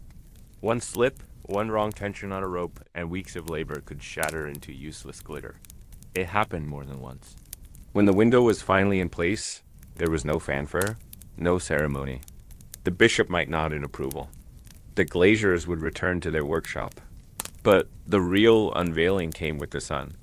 On a clear morning, as the first light poured through the eastern rose, the cathedral would glow from within. Blues would shimmer on columns. Reds would stain the stone floor. Gold would flash across the altar like a blessing. People would stop mid-prayer, mid-step. Some would cry, though they didn't know why. The window didn't tell a story the way a book did. It didn't explain, it illuminated. It reminded you not of doctrine, but of order, of beauty, of the possibility that the world, beneath all its hardship and hunger, still made sense. And once you saw it, truly saw it, you couldn't unsee it. Most who stood beneath a rose window never understood its math. They didn't know about Fibonacci spirals or Platonic ideals. They didn't trace the geometry with their eyes. They simply felt it, as though some part of the soul, long asleep, stirred in response to the quiet order it saw there. The peasants who came in from the fields, smelling of sweat and straw, looked up and were hushed without knowing why. Children, normally restless, stared in silence. Even those who couldn't read, who didn't speak Latin, understood the language of light. It moved across the nave like a living thing, like a ghost that meant no harm. On feast days, when incense hung in the air and choirs echoed beneath the vaults, the windows seemed to breathe. The sun shifted minute by minute, casting patches of gold on stone and robe, turning dust into halos. In those moments, the cathedral felt like a forest caught in a dream living, sacred, and impossibly vast. But it wasn't always serene. There were days when clouds swallowed the sky. When rain battered the glass and the colored light disappeared, the windows became dull eyes, cold and mute. Then the cathedral was just stone again. Just benches and candles and drafty corners. The magic withdrew. And yet, the people still came. They knew the light would return. Over time, certain windows earned reputations. Not for their saints, but for their behavior. One in Rouen was said to glow bluer in winter. Another in Tours, higher and smaller, caught a narrow beam of red light, only during Vespers on the Feast of the Magdalene. Pilgrims took notice. A few monks began writing notes, trying to predict the appearances. It never quite worked. The light followed its own rules. There were dangers, too. Rose windows, for all their beauty, were fragile. Storms cracked the lead. Frost warped the stone. War shattered them. One careless candle or stray ember from a censer could cause irreparable damage. A window was a promise, but a temporary one. In 1248, a fire broke out in the south transept of a northern cathedral. No one remembers the name. The blaze began with a tipped torch and a startled altar boy. The flames didn't reach the nave, but the rose window above the transept split in two. Half fell inward, crashing onto the choir stalls. The other half remained scorched and jagged. When the smoke cleared, only one figure remained intact, Saint Cecilia, holding a broken harp. Her face was untouched. Her glass still glowed faintly, even in the shadow. The townspeople took it as a sign. Musicians came to play beneath the ruins. Someone built a small shrine around the surviving pane. It stood for another 100 years before finally collapsing in a storm. Today, no one remembers the fire, but the legend of the singing window lives on in local songs. And even when the glass was lost, the memory remained. Architects carved rose window patterns into wooden doors and altar cloths. Stone masons etched them into floor tiles. Painters mimicked their symmetry on walls. The geometry could not be broken, only relocated. The connection between heaven and math went deeper still. It's said that the builders of the cathedrals, those master architects whose names are mostly forgotten, believed that a perfect window could invoke peace just by existing. That the act of standing beneath such balance was enough to calm the troubled soul. They weren't entirely wrong.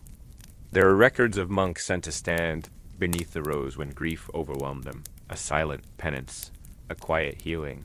One novice, racked with doubt, spent every dusk for a week, seated alone in the nave, staring at the western window as the last light faded. No one spoke to him.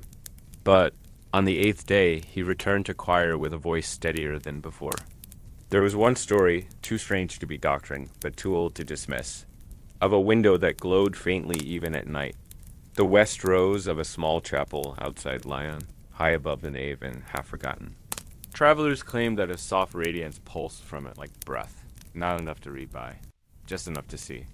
The window itself had no special saint, no relic, just circles within circles. It was never explained. The chapel fell into disrepair centuries later. The window collapsed during a windstorm. But local shepherds still speak of the time the church glowed without fire. Some say the windows were alive, that they saw in their own way, that the light moving through them wasn't just sunlight, but memory, a kind of presence, not sentient but aware. When people cried beneath them or married or whispered vows to saints, the windows watched and held those moments in their pains. Modern restorers speak carefully about them. With respect, they wear gloves. They speak softly in the catwalks. They understand what many don't, that the rose window isn't just art. It's devotion, frozen in light. A fragile miracle that managed to survive centuries of weather and war, neglect and noise. Even today, the windows continue their work. Tourists arrive, loud at first, then quieter as the colors wash over them. Cameras flash, feet shuffle, but eventually, someone always stops. Looks up, blinks, and for a moment says nothing. Because some part of us still recognizes what it means. That there's order in the chaos, that beauty can be built with hands. That a single circle filled with color and light can hold a kind of truth the tongue can't speak. And when the sun shines through just right, you almost believe that time itself has paused. Just long enough for you to remember what it feels like to be small and to be welcome. Chapter 8. Cold bread and candle wax. Meals in the bell tower. You can't hear a sermon with an empty stomach. That was something old Father Guy used to say, half serious, half smiling, as he chewed on a crust of rye. Gatherings of bread tucked into sleeves or hidden in linen satchels.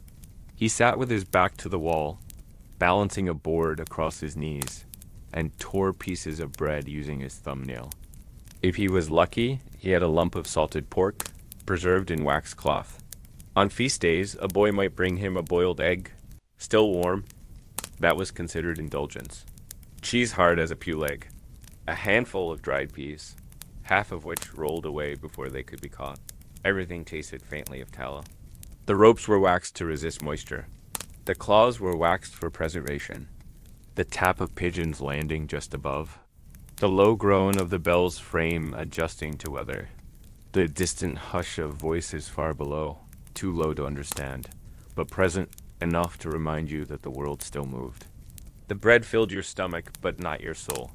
You thought of roasted goose, of stew thick with barley, of honey drizzled on soft cakes. You remembered the smell of your mother's kitchen, the way the dough rose warm in her hands. Then you swallowed, looked back at your hard crust, and pretended it was enough. The sound of your own chewing, echoing faintly in the stone. The bread went there. The pork, if any remained. A lump of cheese, cracked and sweating in the heat of summer. It wasn't a larder. It was a memory of one. The candles burned nearby even during meals because daylight didn't reach every corner of the tower. He stared at the shelf, at the hard bits of bread and crockery, and said, "Is that all you eat?" He wasn't sure if it was kindness or a test. But on the 3rd day, when the bells had been rung and the rain had passed, he sat on his bench, unwrapped the bread, and took the smallest bite. He handed the boy a piece of crust and pointed him toward the stairs. And sometimes, in the dark, you picked up the wrong bit of bread and bit straight into a stub of wax. Not just for taste, but for preservation. Salt on bread, salt on pork, salt on tongue when water ran short. Just left it on the shelf and walked away. A pinch between fingers gave the illusion of richness. He once tried to carry onions, but the smell seeped into his robe, and a monk accused him of harboring rot. He never tried again. You spat, you cursed softly, and you kept eating. No hearth. You couldn't risk flame in the belfry. The ropes and pulleys could catch in a heartbeat. And the bells themselves didn't like heat. A quiet reminder that you were alive, above the city, tucked into stone and sky, doing work no one else would do. That was its own kind of satisfaction. Metal warps, expands, forgets its song. The Benedictines allowed for 2 meals a day, taken in silence. The Dominicans sometimes ate less, sometimes more. But in the tower, those rules blurred. No one checked. The ringer ate when he could. When the bells were still, when the ropes didn't need pulling. When the tower led him, so food was eaten cold, in silence, while the tower swayed faintly with the wind and the bells above creaked in their frames. The tower was no place for cutlery. Or comfort. It was cold, drafty, always slightly damp, and it smelled like pigeons, hot metal, and rain-worn wood. But for the bell ringers, the choir boys, the night watch, and the stonemasons too poor to make it back home before dusk, hunger wasn't an occasional discomfort. It was the background hum of life. Meals in the bell tower weren't really meals at all. They were scraps. The bell ringer had no dining table. He had a bench. There was no fire. The bread was almost always stale. Not because people didn't care, but because it had to last. A fresh loaf would spoil by the 3rd day. So the loaves were baked hard, crusted like stone, designed to resist time more than teeth. Every bite had to be coaxed, worked with the jaw.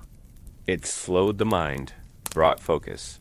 The ringer might stare out over the rooftops while chewing, watching smoke from hearths curl into the sky.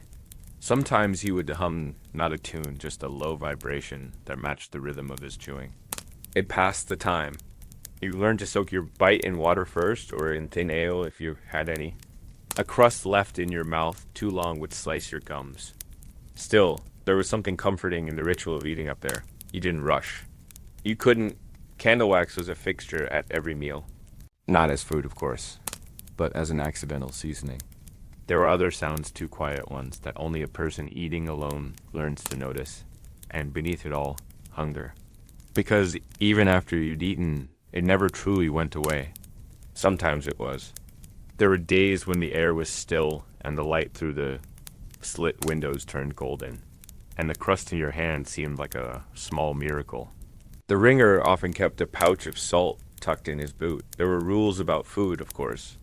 There was a small corner in the east alcove where he stored his scraps, a slanted shelf beneath a pigeon's perch, covered by a bit of old wool. Once, a child came up to the tower, an altar boy, sent with a note from the sacristan. The ringer didn't answer. Later, the boy returned with a heel of fresh rye, soft, still warm, wrapped in linen. He didn't speak. The ringer didn't eat immediately. He waited, a day, then another. It was soft, rich, like clouds made solid. He chewed slowly, with reverence, like prayer. The soft loaf the boy had brought was never seen again. No one asked, and the ringer never spoke of it. But a few days later, a fresh piece of cloth appeared on the food shelf. A folded scrap of linen, not new, but clean and stiff with starch, like something from the sacristy laundry. It wasn't placed there for warmth or modesty. It was a gesture simple, human, and dignified. From that day on, the ringer always wrapped his crusts before placing them there. Other small rituals followed. He began folding the paper used to carry salt. He took care to scrape crumbs into a small wooden bowl rather than let them fall between the stones. Monastic orders across Europe held meals in silence, not as punishment, but as meditation. He carried a flask, and though no one said so aloud, everyone knew it wasn't just water. A hard crust felt softer. A dry fig seemed sweeter. Maybe it was the wind or the absence of noise or the nearness of stone and sky. Or maybe it was the way the hunger settled differently in your chest when you had a view. He'd sit beside the ringer, hand him a slice of dried pear, and say nothing. The two of them would sit like gargoyles themselves, perched above the sleeping city, chewing slowly in companionable silence. A sister stirring porridge, a brother sneaking a handful of nuts, but you were not forgotten. Not entirely. But still he climbed, still he ran, and still he ate. A mother cutting bread with fingers stained from herbs. You remembered feasts from childhood, the ones with honey and music and too many people for the room. Cold bread, wax on fingers, salt on tongue, but always eaten with care. His steps up the stairs grew slower. His arms trembled when he pulled the ropes. One morning, he didn't come down. A monk climbed to check and found him seated on his bench, back straight, eyes closed. The wrapper from a piece of cheese still sat on the board across his lap. Inside were 4 roasted chestnuts, warm, wrapped in wool. The ringer held them in his hands for a long time before eating them, one by one, while the bells creaked overhead and the sky dimmed to the color of old iron. Then you looked down at your crust and chewed slower, not with sadness, but with awareness. But someone, perhaps the night watchman, wrapped a crust of rye in cloth and left it on the shelf in the tower, just beside the iron hook. There was only the moment when your body could wait no longer, and you carved out a corner of time to chew and swallow and feel human again. Food was fuel, yes, but also rhythm. It mirrored the liturgical calendar, changed with the seasons, and reinforced humility. They knew the tower was off limits, but they came anyway. Not to escape, but to be still. The height gave them peace, even if their legs ached from the climb. You ate what was given. You were grateful for the gift. And when the bells called you away, you left what remained. For the tower, for the gargoyles, for the saints carved into the beams. There was a small niche near the rope pulleys where offerings quietly appeared. Always simple. Always humble. No one ever took from it, but things disappeared. A mouse, maybe. Or time, not because he was being watched, no one climbed the tower except to ring or repair, but because something in him had shifted. The ringer once cracked a tooth trying to bite an apple that had frozen solid. After that, he warmed his food first beneath his tunic. He waited until it thawed slightly before eating, rubbing it between his palms like a stone he meant to skip across water. The small kindness of warm bread, given without request, had reminded him that eating could be more than survival. It could be sacred. This idea of eating as an act of quiet reverence was not new. In the bell tower, there was no bell to call you to table. One for himself, and one he left on the wooden railing near the western bell. For the gargoyle, he'd whisper, then smile. No one told him to stop. The ringer was not alone in this quiet form of eating. The choir boys sometimes crept up the steps when the choirmaster wasn't looking, carrying a crust wrapped in a handkerchief or a small lump of preserved apple. One boy, Adrien, always brought 2 bites of cheese. Sometimes, the night watchman joined them. A squat man with a cracked tooth and a laugh that echoed through the cloisters. There was something about eating high above the world that changed the taste of things. No one feasted in the bell tower. But no one left it unfed. Meals were also moments of memory. While the jaws moved, the mind wandered. You remembered home. This was your life now. High above the world, surrounded by bells that only spoke when you pulled them. Your bread was hard. Your candle burned low. Some left offerings. A broken biscuit. A sliver of dried plum. Not for the ringer. When winter came, the bread grew harder. The cheese cracked. The water turned to slush in its cup. The tower was colder then, colder than most could imagine. The wind stabbed, and the stones held the chill like a grudge. In the deepest part of winter, someone, likely the same choir boy, left a small cloth bundle beside the food shelf. Years passed. The boy grew. The ringer aged. The meal stayed simple. When the ringer finally fell ill, it wasn't dramatic. Just a slow loosening. They buried him quietly. No procession. No grand speech. It stayed there for weeks, untouched.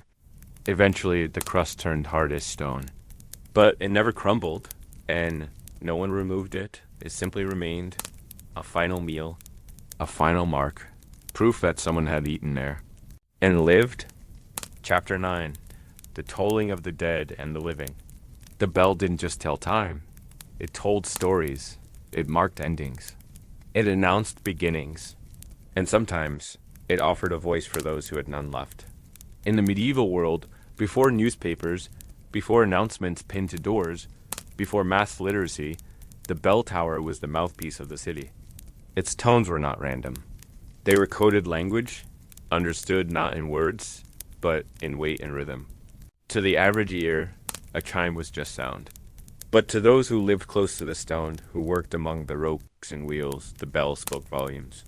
There was a ring for weddings, bright, quick, a sequence of rising tones that rolled across the rooftops like laughter.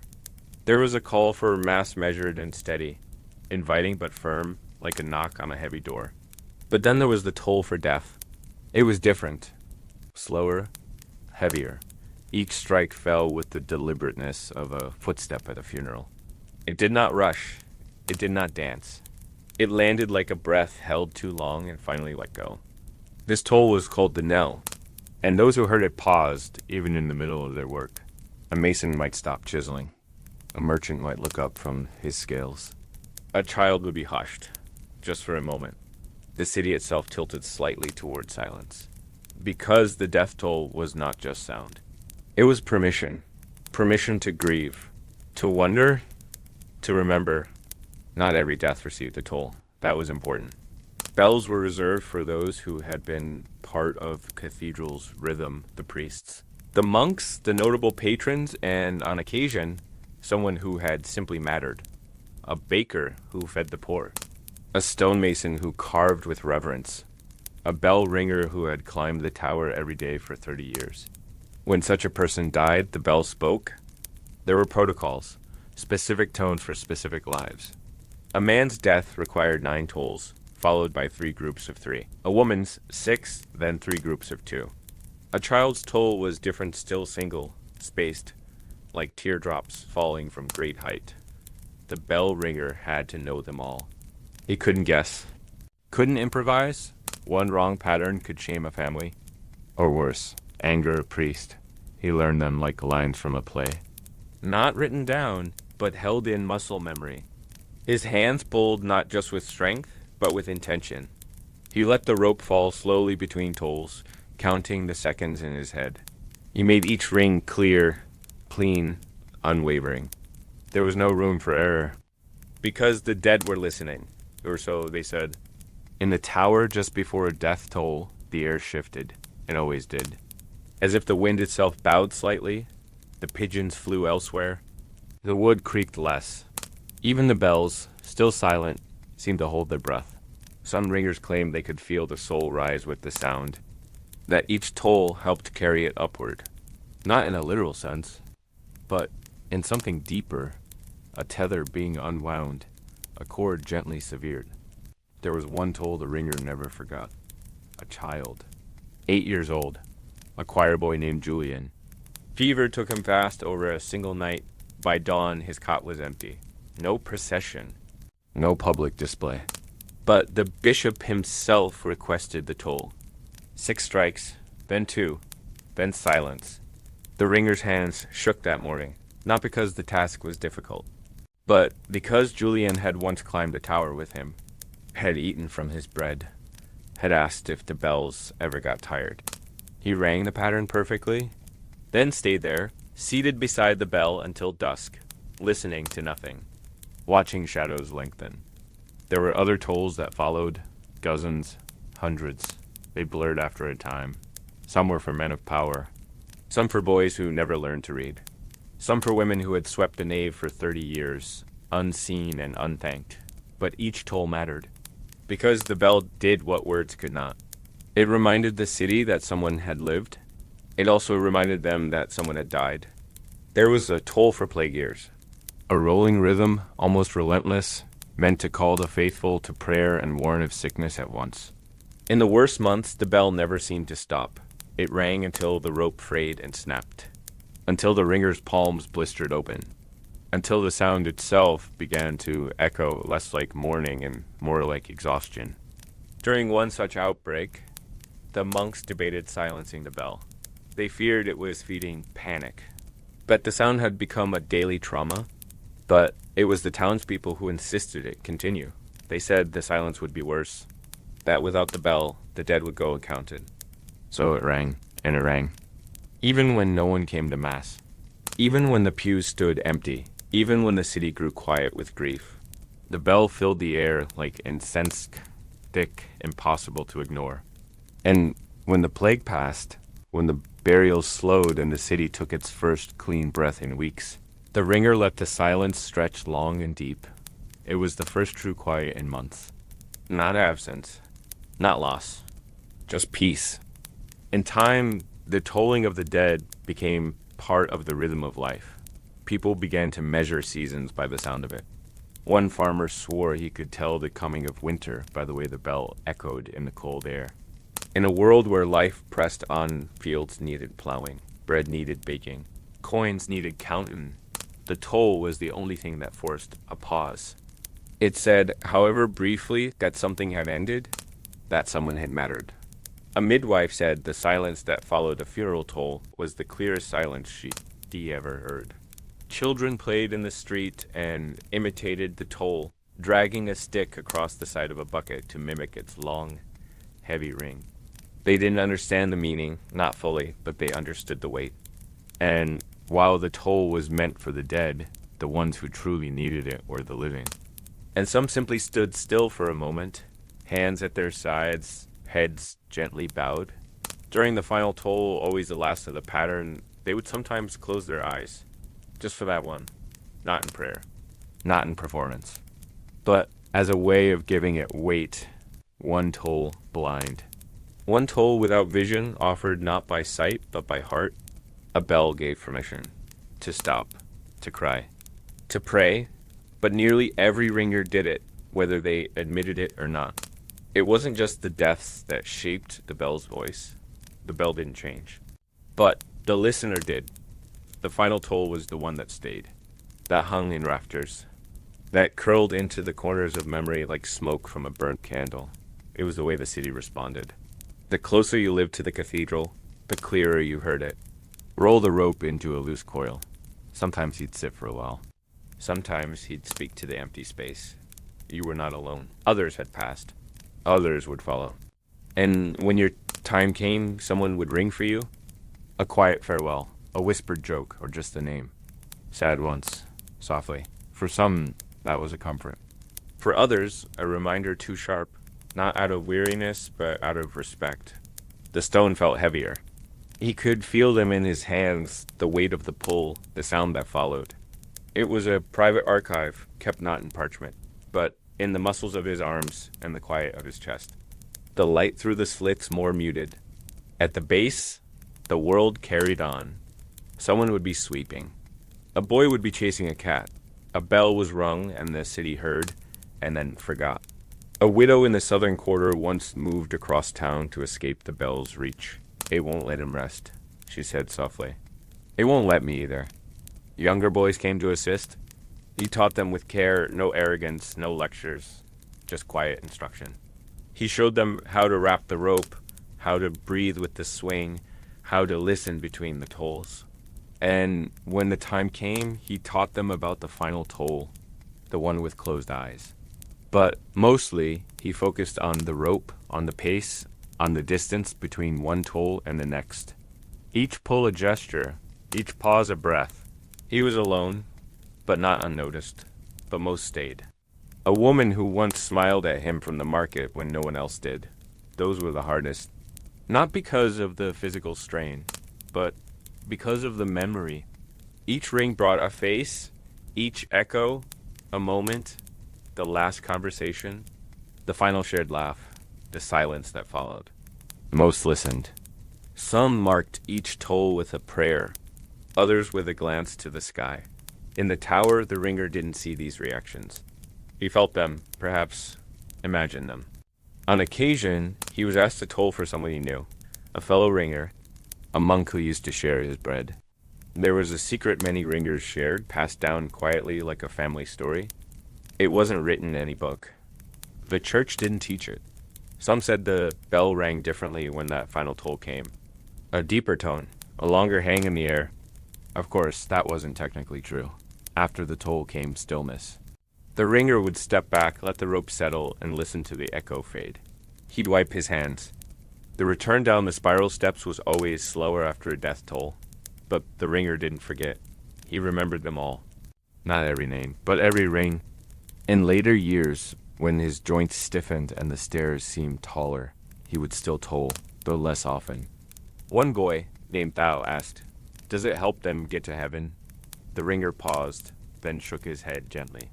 "It helps us stay here, because that's what the toll truly did. It grounded the living. It stitched their days with reminders. Not of fear, but of belonging. That was the promise. Not salvation, not memory. But sound. A sound that said you were here, that you mattered, that you are now gone, but not unheard." Chapter 10, A Bishop's Supper Behind the Altar Curtain, Segment 1. The cathedral's nave was vast and reverent, filled with the murmur of prayer and the faint scent of incense that lingered like a memory. The faithful knelt beneath soaring arches, their eyes lifted toward painted saints and flickering candles. They came to worship, to seek forgiveness, to find a moment of peace in the swirling uncertainties of life. Yet, just beyond the heavy velvet curtain that separated the public from the sanctuary, an entirely different world unfolded. Behind that curtain, concealed from the gaze of the common parishioner, the bishop dined. Not in the cold austerity of the dormitory or the sparse refectory, but in a chamber richly appointed with tapestries woven in distant lands, bowls of roasted game, silver goblets brimming with wine imported from sunny southern vineyards. Here, beneath frescoed ceilings depicting angels and prophets, he was a man of privilege, accustomed to abundance in ceremony. The meal was not merely sustenance. It was a ritual of power. Servants, mostly discreet young clerics or trusted stewards, moved silently to and fro, bearing plates heavy with fragrant meats and freshly baked bread, still warm from the oven. There was venison glazed with honey, spiced with cloves and pepper. Fish caught that morning from the Seine, poached and seasoned delicately. A small dish of fresh herbs from the abbey garden, crushed and sprinkled by a smiling novice. The bishop's table was set apart by a carved wooden screen, intricately inlaid with ivory and gold leaf. The curtain itself, heavy and crimson, bore embroidered symbols, the cross, a crown, and a dove. It marked the boundary between the sacred and the profane, between the prayers of the humble and the ambitions of the powerful. Outside, in the nave and the aisles, the faithful struggled with their own hunger. Bread was hard, sometimes sour, and portions small. Candlelight flickered on stone faces worn by time and toil. The poor sat on benches, their hands folded, their voices low and hesitant. They ate little. They prayed much. Inside the curtain, the bishop ate and drank with measured joy. The wine was thick and dark, its flavor unfolding slowly across his tongue. He savored each sip, mindful not only of the taste, but of the status it conveyed. This was no mere beverage. It was a symbol of wealth, connection, and divine favor. Conversation was soft but charged. The bishop discussed matters of land and tithes with his closest advisors, plans for cathedral repairs, arrangements for local fairs, disputes over parish boundaries. These were matters far removed from the simple prayers heard outside the curtain, but they shaped the lives of everyone beneath the great stone roof. Yet even here, beneath tapestries and feasts, the bishop was bound by duty, by faith, by the expectation of humility cloaked beneath robes of silk and gold. He was not immune to the quiet rituals of the church. Before eating, he dipped his fingers in a basin of holy water and crossed himself. He recited prayers of thanks, softly enough that the servants barely heard. He paused to look toward the altar, where a small flickering candle burned in memory of saints and sinners alike. Still, the contrast was stark. Just beyond the curtain, the sacristan carefully counted the number of candles on the altar. A choir boy folded a thin cloak. A monk moved to ring the bell for vespers. Their meals would be taken in near silence, with coarse bread and weak broth. Their concerns were survival and devotion, his, strategy and ceremony. The disparity was known but unspoken.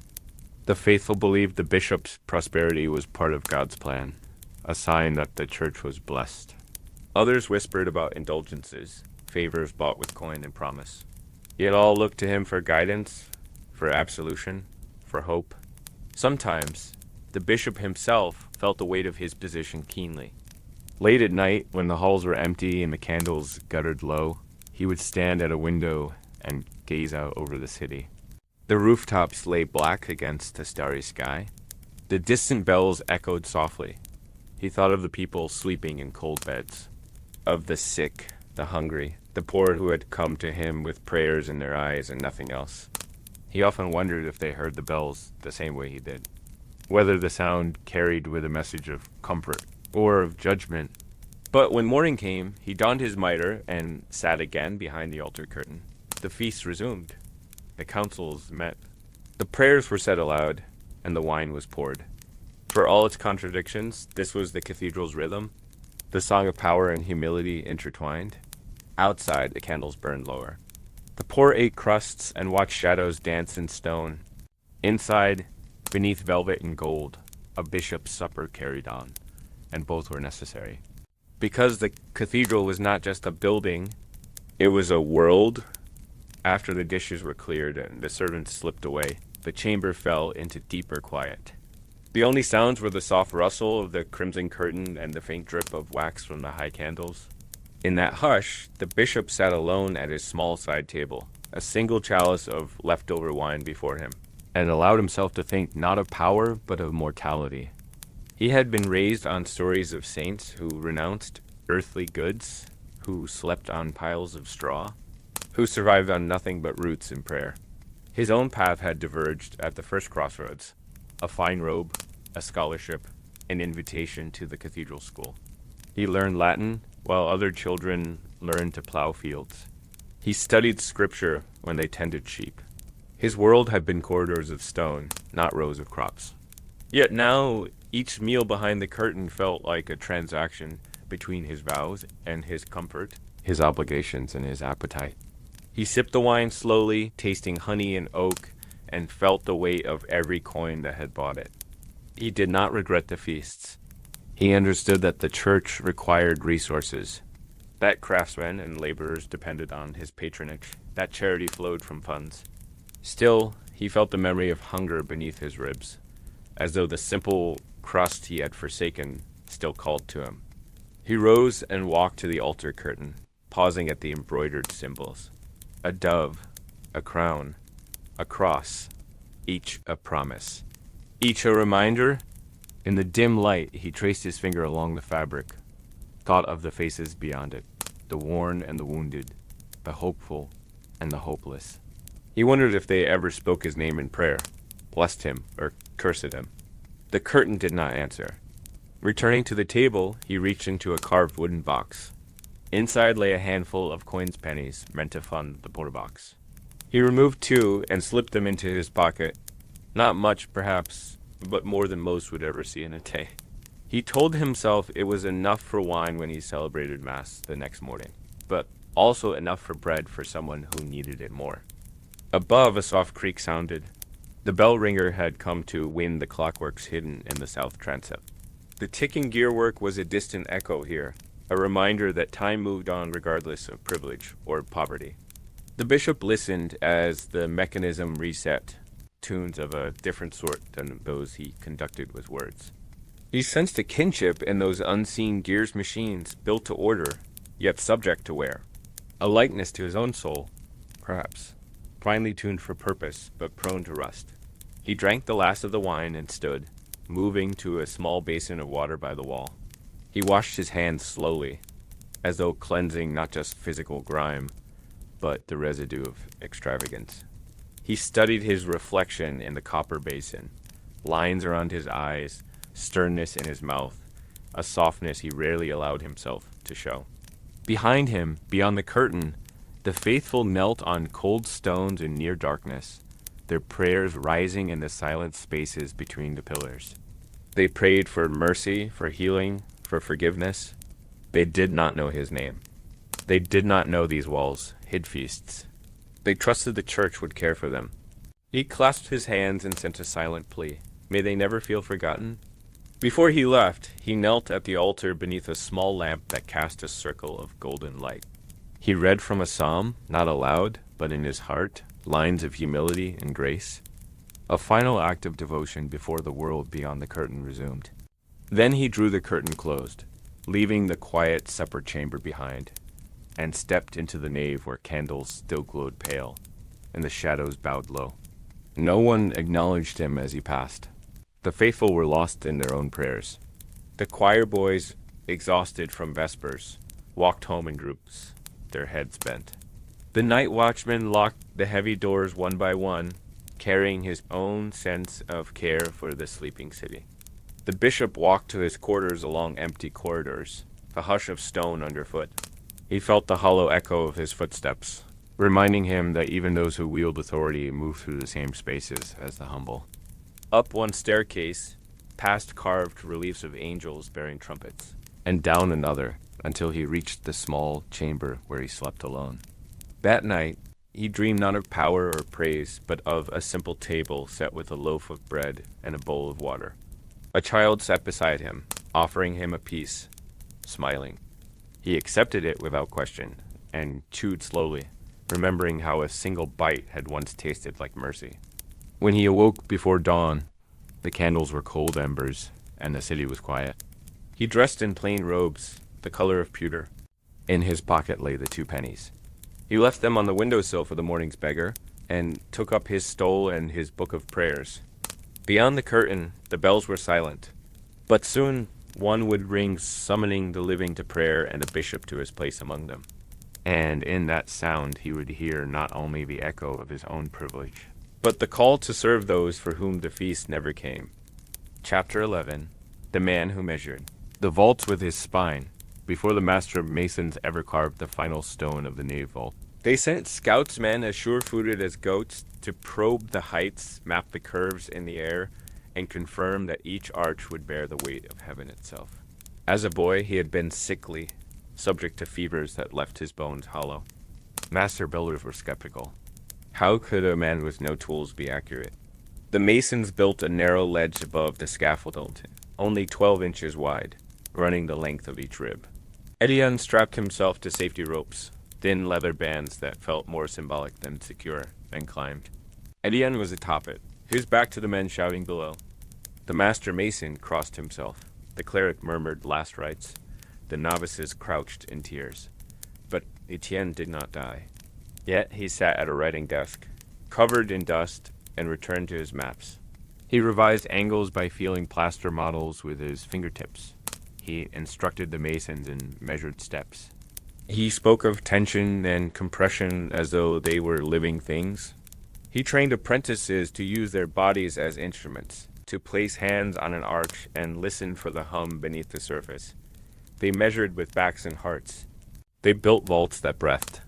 They shared Etienne's notebooks, though most pages were written and cramped, looping script diagrams, numbers, and cryptic notes like, "The weight dances here," or "Listen to the whisper at the apex."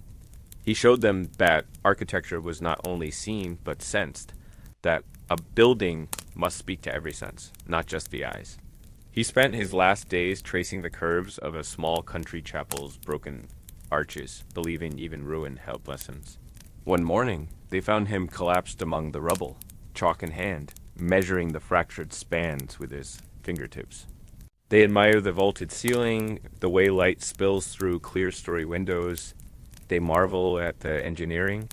But when they look up, the stone seems to hum with a presence, as if the walls remember the man who listened to their secret angles and taught stone to stand on hope. He had slipped, fallen, and with him crumbled another piece of ancient masonry. In that moment, his life and his work became one, experience etched in stone and flesh. He lay still for an hour, then uttered a single sentence. "It holds." His voice was faint but clear. The vault holds. No epitaph except his name and dates. But masons left a small tribute. A shallow carving on the outer wall, a spine-like arch, rising. And falling in smooth rhythm, a silent echo of the vault he had measured. When the dawnlight struck it, a narrow beam of brightness would trace the carved curve like a finger, a final acknowledgement of his gift. They finished the vault with fewer supports than usual, trusting the angles he had found. But his work endured. The nave stood stable for centuries, surviving floods and quakes that toppled less careful structures. Worshippers knelt below, unaware that their safety owed as much to men as intuition as to iron clamps and mortar. When the scaffolding finally came down, the roof soared above the congregation with lightness that seemed impossible, a lace of stone floating on prayer. He had tested the church, and even injured, he still trusted it. He fell 20 feet before his safety rope caught him. He landed headfirst on a pile of timber, his spine crumpling like a folding stool. The crack echoed through the nave as though the church itself had groaned. With each step, his spine pressed against the smooth stone, and he traced the rising arch as if reading the grain in wood. But Etienne answered them with actions. He spent days on makeshift scaffolds back against the stone, hands behind him to steady his balance, and emerged with notes so exact that the masons credited their chisels to his intuition. But whenever he recovered, he spoke of seeing the air between walls, the precise angles where stone met sky. He claimed the world spoke to him in curves and edges, and he learned to listen. One such man was called Etienne the Porteur, Etienne the Carrier, a title born from his uncanny ability to bear burdens no mule could manage. He never carried grain or timber. He carried himself through spaces most deemed impassable, touching the very ribs of the church to confirm their strength. Etienne was not tall, nor strong in the way a blacksmith was strong. His gifts lay elsewhere. By the time he was apprenticed to the cathedral's workshop, he had already mapped several ruined chapels in his mind, running his spine along broken arches and measuring their rise with his fingertips. When the cathedral's nave vault was being planned, it was Etienne who tested its curvature. He carried nothing but chalk in his pockets. As he inched forward, he marked measurements on the mortar lines. 2 feet 6 inches here, 3 feet 2 there. Later, he transcribed these marks into a notebook, alongside sketches of the subtle hollows where the vault changed pitch. His diagrams looked less like architectural plans and more like bird tracks, delicate curves and sweeping arcs that somehow captured the cathedral's soul. One rainy morning, a section of scaffolding collapsed without warning. They rushed to him, expecting the worst. He was carried to a small chamber, his back broken and set in wooden splints. He could no longer climb. His legs trembled. His fingers shook. The cathedral grew around his words. The masons carved the ribs, knowing the curve was safe.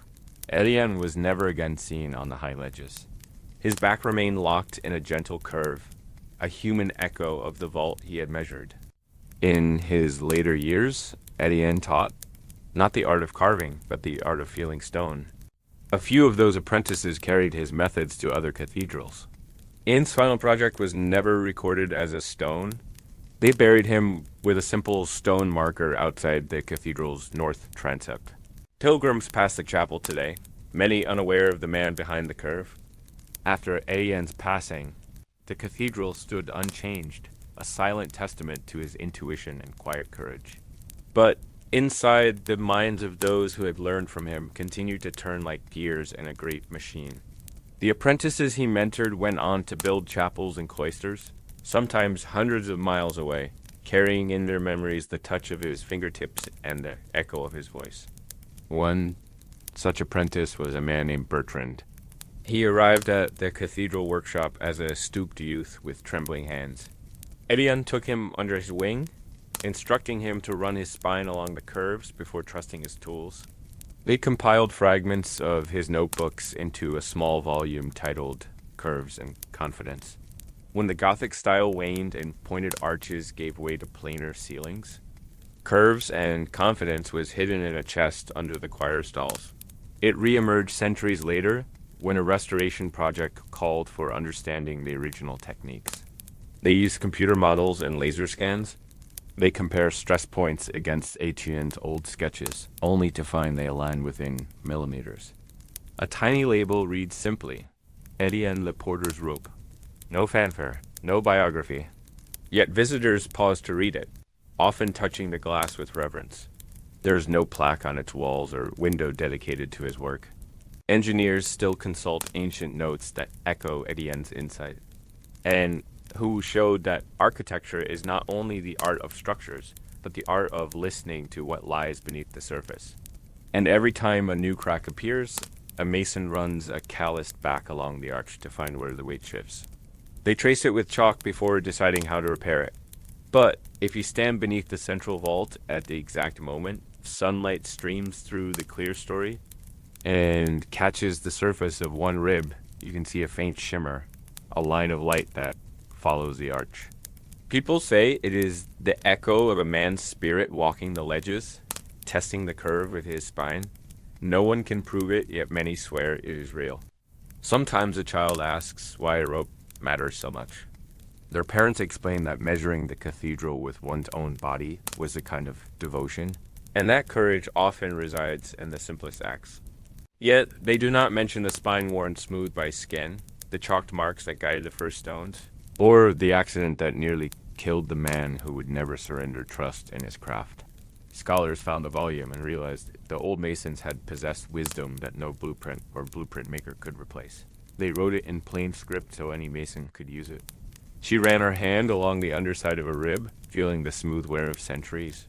She noticed a tiny notch in the stone, worn by a fingertip. No chiseling tool could have made such a mark. It was Etienne's mark, a fingerprint in the form of a groove. She stood beneath the vault at dusk when the light turned soft, and felt a shiver of connection across time. She thought about the man whose spine mapped the arches and who taught others to listen. It contained diagrams of spine measurements, tips on balancing on narrow ledges, and warnings about trusting sight alone. It concluded with a humble note, quoted from Etienne himself: "If you do not listen with your skin, you will miss what stone knows by heart." It was to be a marvel of vaulting, a place for tombs that would shelter generations of monks. Bertrand remembered Etienne's lessons. He sketched ribs that swooped and arced in gentle waves. He tested them by running his scarred back along small carved models of the ceiling. When the apprentices watched, he would close his eyes and listen for their song, that subtle resonance Etienne taught him to hear. Bertrand learned to sense the weight of each arch with his entire body. Light from tiny openings caught on the stone in golden patches. Visitors said the crypt felt alive. They murmured it was as if the walls pulsed in time with a heartbeat. Bertrand said nothing of his methods. He simply traced his spine along the final arch and pronounced it safe. When Etienne fell, Bertrand pressed Etienne's own chalk to the stone and made the final marks on the plans. He felt a tremor run through his apprentice's bones as though Etienne had transferred part of himself into the walls. Years later, Bertrand was master mason of a growing abbey beyond the Loire. The abbot commissioned a grand crypt beneath the church. The vault went up with a few slender supports rather than heavy columns. The space below felt like a deep breath. Back at the cathedral, other apprentices known as the Circle of Etienne spread his wisdom. That manuscript survived fires, wars, and neglect. In modern times, a conservationist named Marguerite studied the cathedral's vaults. Today, engineers marvel at the structural stability of Gothic vaults. In a small museum case near the cathedral entrance, a fragment of Etienne's original safety rope is displayed. It is frayed and darkened with age. The cathedral itself bears no memorial to Etienne's name, and so the story goes on. The vault continues to stand, a testament to human intuition bound in stone. Apprentices still learn his techniques. In that act, they honor Etienne, the man who measured the cathedral with his spine, who taught stone to speak through bone and flesh. Chapter 12. Choir Disputes and Bloody Psalms. In theory, the choir loft was a place of harmony. Rows of wooden stalls rose under the arches of the transept, each seat carved with a modest cushion of wool. Candles perched on iron sconces, and the air carried a faint scent of wax and vellum. But in practice, the loft could feel more like a ring of bickering siblings than a sanctuary of song. It began with small tensions. One boy, Marin, believed he deserved the solo in the Kyrie because his voice carried farther in the unheated loft. Another, Pierre, insisted he had practiced the melisma more precisely, clipping his Latin endings as the choirmaster had taught. A teenager named Luc joked that Marin had the lungs of a pig and sang with all the subtlety of one. Marin retorted that Luc sounded like a crow in a rainstorm, Voices rose, a knocking of fists on wood. A sudden jangle as a psalter was knocked to the floor. Disputes over solos were serious. To sing alone was an honor. It meant attention from the bishop and perhaps an extra crust of bread after supper. To lose it was more than disappointment. It was public humiliation. The boy who missed out felt every misshapen syllable of the communal chant more keenly, as if it cut him in half. Arguments over wages were rarer but fiercer. Some monasteries paid small stipends, copper pennies, for each performance during festivals.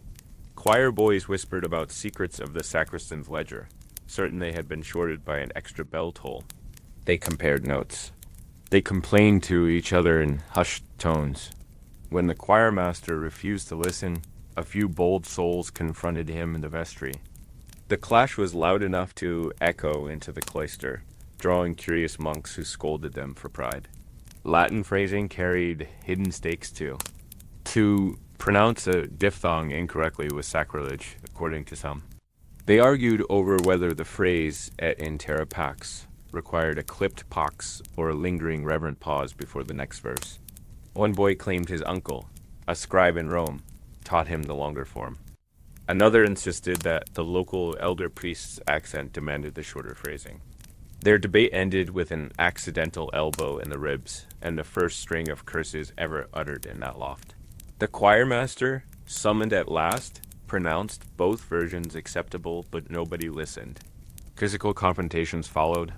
When Marin accused Luke of mocking his voice, Luke spat on the floor and lunged forward. Marin grabbed his arm, twisting it to the edge of the stall. A priest stepped between them, raising a hand in admonishment, but unable to fully hide a hint of amusement. The bell tower shuddered with the tension. A stray arrow of sunlight through the rose window glinted on Marin's furious eyes. A single bead of blood welled at Lutz's temple, dripping onto the carved armrest. The priest sighed, rubbing his forehead, and sent them both to the infirmary. Those injuries, minor though they were, did not deter the boys. A week later, during a rehearsal for a patron saint's feast, arguments flared again. This time, it was over seating order. Some believed the taller boys should stand at the back. Others thought they should lead from the front row so they could see the conductor. One boy, Francois, climbed onto the arm of a stall, gesturing dramatically, and lost his footing. He fell across two benches, landing on his shoulder. A blood stain spread across his tunic. Yet by Vespers he insisted on singing, shoulder bound in cloth, determined not to concede anything. These conflicts, though disruptive, were also strangely humanizing. Monks who practiced in the chapels below would hear a sudden shout, then silence, then the next chant attempt. They would smile to each other. Even the angels bicker, one would say. And in a way, they did. The loft was a microcosm of the cathedral itself, a place where divine aspiration clashed with human imperfection. The choir master, an aging man who had once sung for the cardinal in Avignon, developed a strategy. After every major disagreement, he introduced new chant complex motets that required focus, concentration, and mutual support. Boys who had argued over solos now had to coordinate complex counterpoints. Those who quarreled over phrasing had to listen closely to each other's parts. The motets were challenging, with lines interweaving like braided ropes. There was little room for arrogance or rivalry when a single missed note threatened the integrity of the entire piece. Surprisingly, it worked. The choir began to find solidarity in shared struggle. They practiced later into the evening, sweating under candlelight, voices cracking and repairing, learning to breathe as one. The loft hummed with determination, turning conflict into consonance. But every so often, tensions resurfaced. Human nature, as the old monks whispered, is as constant as the tides. A visiting deacon once arrived during a grand vespers and asked why a boy A's tunic was stained dark at the hem. The abbot confessed quietly that someone had taken offense to a seating arrangement and forced another into the infirmary. The deacon frowned, placing a gentle hand on the abbot's shoulder, then guided the choir boys through a penitential psalm. They sang with bowed heads and trembling voices. The harmony was exquisite, poignant, not perfect, but achingly honest. Afterward, In the leftover candlelight, the choir boys stood in a rough circle at the foot of the loft stairs. They did not speak at first. Then Francois, the one with the injured shoulder, offered a crust of bread to Marin. Marin hesitated, then accepted it. They broke it in half and shared the pieces. The rest watched, silent. It was not a declaration of peace, but a simple gesture. Enough. Disputes did not vanish, of course. They were as old as song itself. But in those moments of rupture and repair, the choir learned something vital, that unity did not mean uniformity. They were individuals, each with pride and ambition and ego, yet they discovered that their voices, woven together, formed something greater than any solo. And so the loft remained a place of occasional chaos and enduring beauty, a testament to the paradox at the heart of worship. The psalms they sang were never entirely composed with sweetness. Blood and tension stained them as surely as any majesty. But through conflict they found resonance. Their voices rose, carrying not only melody, but the hope that even flawed hearts could produce something divine. After that shared loaf, a fragile peace settled over the loft. The boys practiced in near silence before each service, sharpening their focus like students before an exam. The cathedral hall was filled with dignitaries and pilgrims from far regions. Tapers glowed like stars. The rose window above the entrance caught a late autumn sunbeam and scattered jewels of light across the choir stalls. They bickered over phrasing, over pronunciation of the genitive case. Luke accused Pierre of failing to hold his final syllable. Pierre snapped that Lutz's accent was all wrong. They nearly came to blows again. The rose window above caught a shift in the sun and cast a band of pale gold across their faces. In that light, the boys looked like angels carved from marble. A murmur rose in the nave. The pilgrims and patrons began to applaud, softly at first, then with growing enthusiasm. His face went pale. His breathing turned ragged. He stumbled toward the railing. Pierre caught him and eased him to the bench. A low cry went through the crowd. A doctor was summoned. Lutz's tunic had shifted during the final note, revealing a damp stain at his temple. They sang him litanies at his bedside. When he recovered enough, he returned to the loft. They incorporated a moment of silence at the end, a silent amen to honor vulnerability and perseverance. The congregation learned to hold that silence with the same reverence as the music. He walked slowly, leaning on a staff carved with musical notes. The boys greeted him with respect. No one argued about solos. No one teased his scar. They had all seen how fragile their voices could be. Blood trickled in a thin line down his cheek. He had injured himself under the weight of expectation. It was not customary to applaud in sacred space, but this motet moved them. Disputes over seating, over liturgical assignments, still arose, but they occurred now in quieter forms. A boy who felt slighted might leave a small offering of dried petals by Lutz's staff. Another might carve a protective sigil in chalk on Marin's psalter. They found ways to heal one another rather than divide. Some crossed themselves. A few sang back a simple amen. The choir boys listened as the clapping rose and fell. They exchanged quick glances. Pride fluttered in their chests. Pilgrims would ask the bishop about the choir that cared for one of their own. He would smile and say it was a lesson of faith and action, a psalm written not in words but in deeds. The choirmaster threatened to remove them from the festal service. He copied the final motet score into the cathedral's music book, adding a note about Lutz's injury and the vow of silence that ended each performance. That book survived wars, fires, and reformations. It sits today in a locked chest beneath the altar, pages yellowed but intact. Modern scholars study it not just for its musical beauty, but for the story it carries of conflict. Compassion, blood, and forgiveness. The last note required them all to stretch their lungs, to hold the sound until it faded into the vault. A choir that learned to heal. A cathedral that witnessed both harm and mercy. The notes echo across centuries, tracing a path from human frailty to divine grace, reminding all who listen that even in darkness, there can be harmony. They felt the weight of centuries of service in that moment. When the curtain of sound finally lifted, the cathedral felt emptier for the absence of their voices. That threat finally united them. They realized their dispute risked hollowing out the performance. They agreed to practice together until their voices blended. The boys felt the hush of expectation as they prepared to sing a new motet composed by a visiting canon, yet tension lingered beneath the surface. Rivalries over solos evolved into debates about interpretation. Some wanted slower tempos for solemnity. He knelt beside Luke and laid a hand on the boy's head. The doctor leaned close, checking pulse and breathing. The choir loft was emptied of curious onlookers.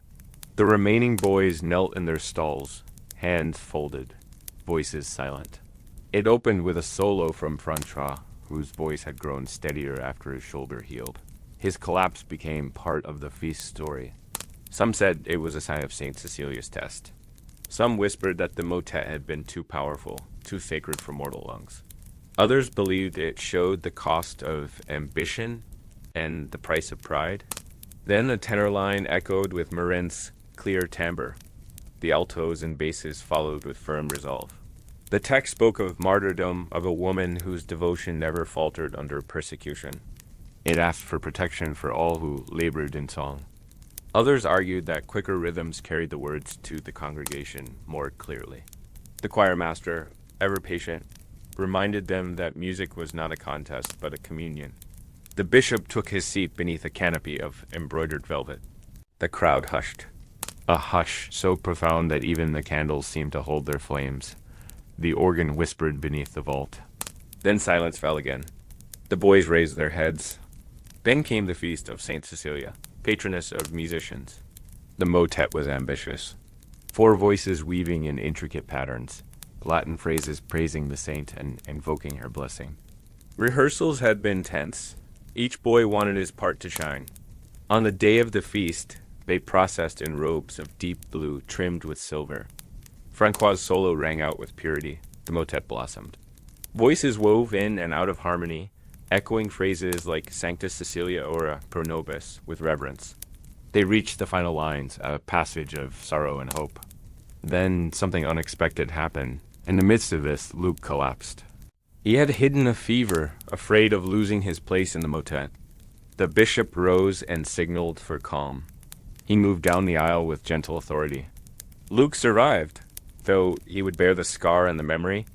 In the days that followed, the choir came together like never before. They visited Luke in the infirmary. They brought him broth and soft bread. The motet remained in their repertoire. They performed it at subsequent feasts, always mindful of Lutz's collapse. Scarcity of conflict did not erase human nature. In time, the loft became known not just for its music, but for its compassion.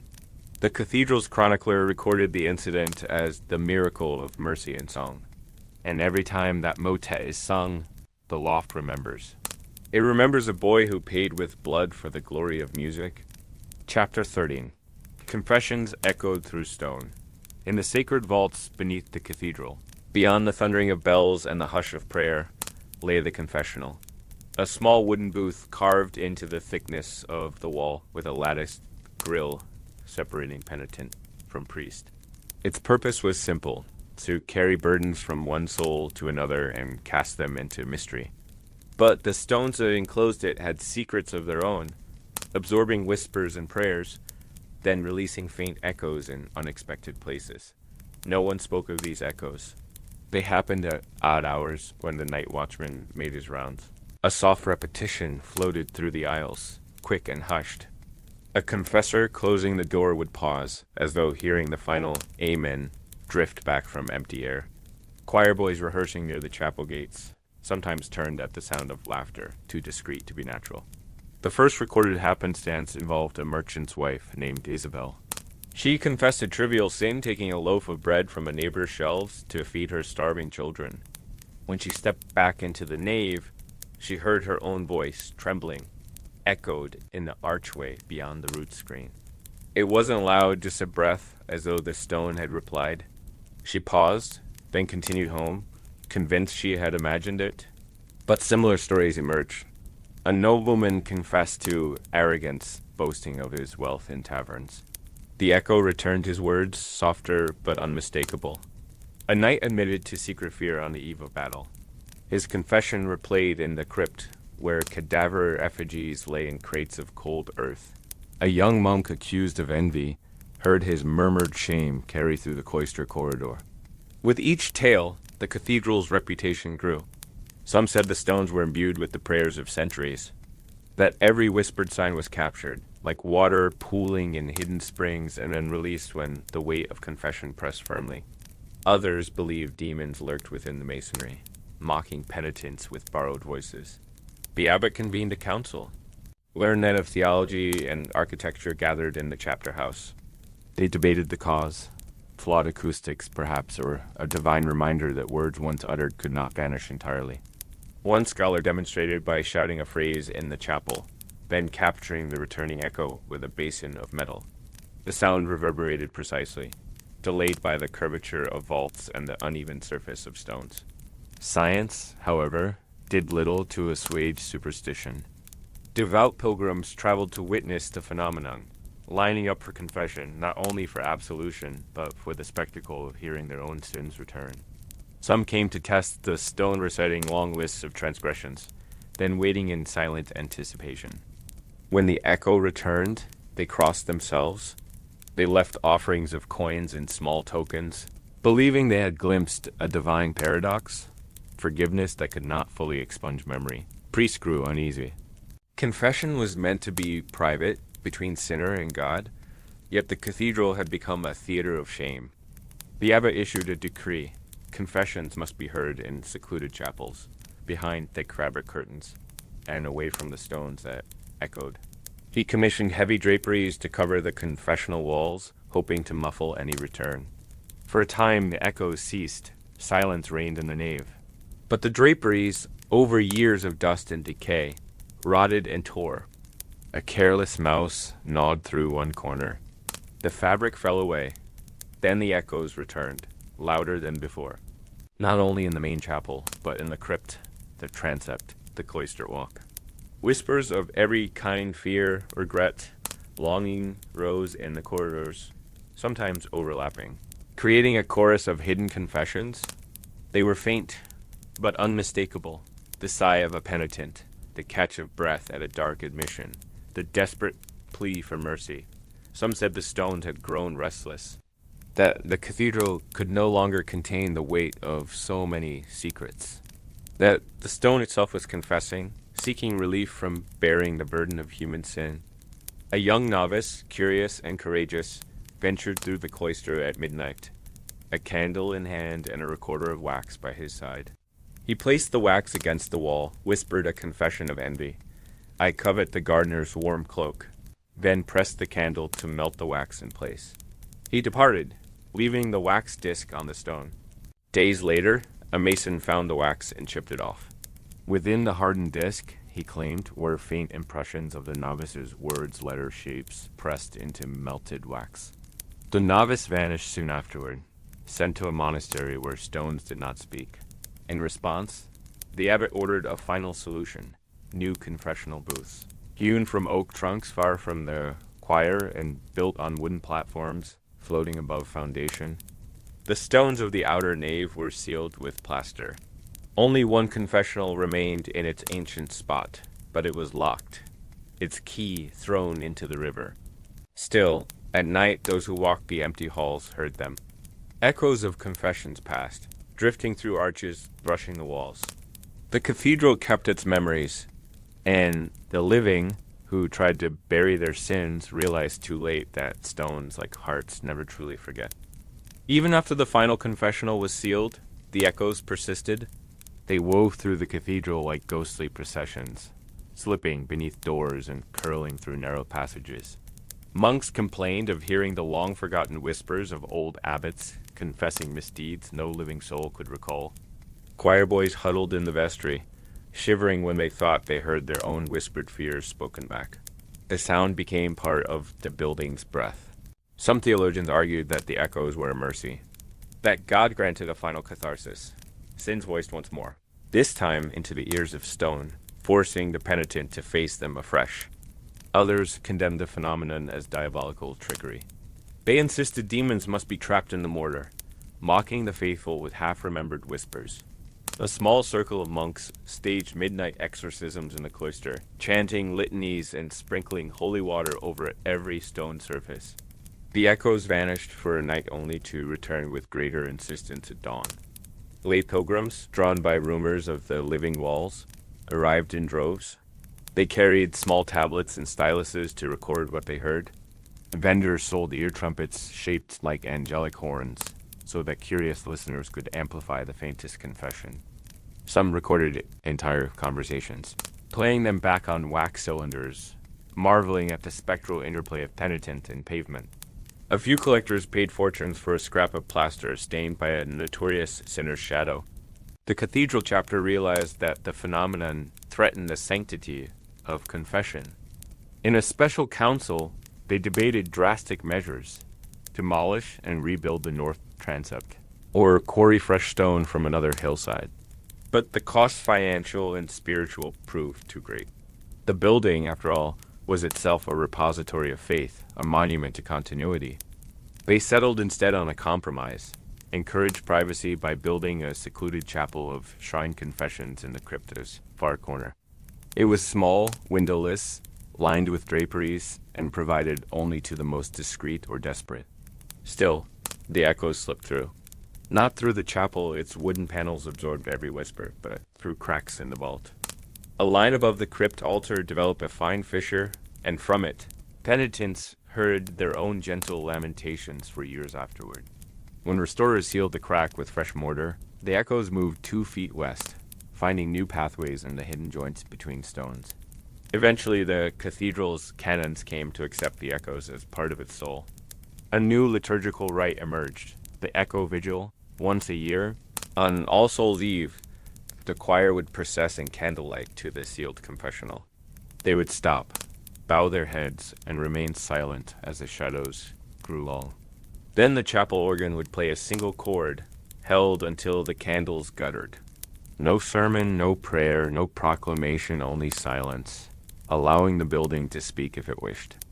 During the first Echo Vigil, the sealed confessional's door cracked open ever so slightly, and a single crystalline voice drifted out, "I am sorry." Whether that was a latent soul or a mind's echo of hope, no one could say. The canons knelt and offered prayers for all souls, living and departed, then resealed the confessional themselves. Afterward, many wept. Some believed they had heard the forgiveness of stones. Others believed the building had truly answered their contrition. Tour guides now lead visitors past the confessional, recounting the legend of living walls. They gesture at a small plaque explaining the Echo Vigil. At night, they say, if you stand on the choir floor at precisely 11 p.m. and listen toward the old booth, you might hear a whisper of your own sins offered back to you in stone. Few try. Many think the story a fanciful marketing ploy. But a handful return with tales of hearing a single word, a name, a plea, a prayer that does not belong to any living voice. The cathedral endures as both sanctuary and confessional, its walls retaining a memory far older than ink or archive. Confession is meant to release burdens, yet these stones hold them still, reminding all who enter that the promise of absolution may never fully erase the weight of what was spoken. In that tension between mercy and memory, the cathedral finds its deepest truth, that forgiveness is a journey, not a moment, and that sometimes we must confront our sins not once, but again and again, until the walls themselves acknowledge our plea. Chapter 14. Sleep beneath the bells, when all is still in the cathedral, after the last vespers, after the night watchman's rounds, after the moon has slipped behind a cloud, the bells fall silent, and the great stone structure exhales a long, low murmur.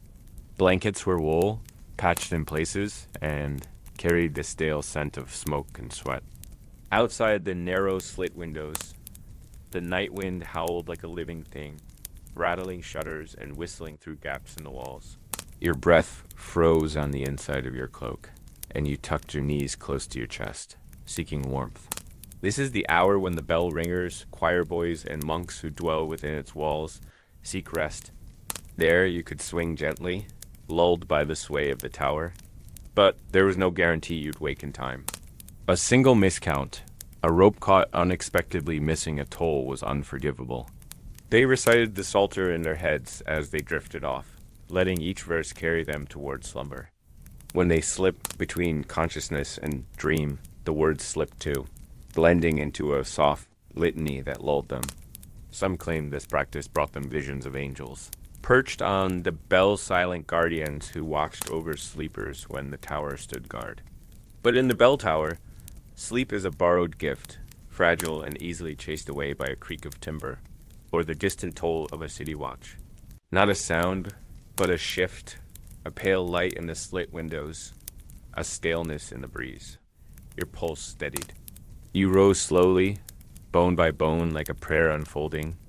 You stretched your limbs in that confined space, loosened muscles that ached from cold and tension. The weight of the tower pressed down on them, and they believed that proximity offered protection. You wrapped it around your palm, tested the weight of the wheel above. Then you nodded once and pulled. The sound rolled over the rooftops in a long, low trill. The tower you had guarded in sleep would again serve in wakefulness. The ropes would be woven into the hours, the wheel into the rhythm of devotion.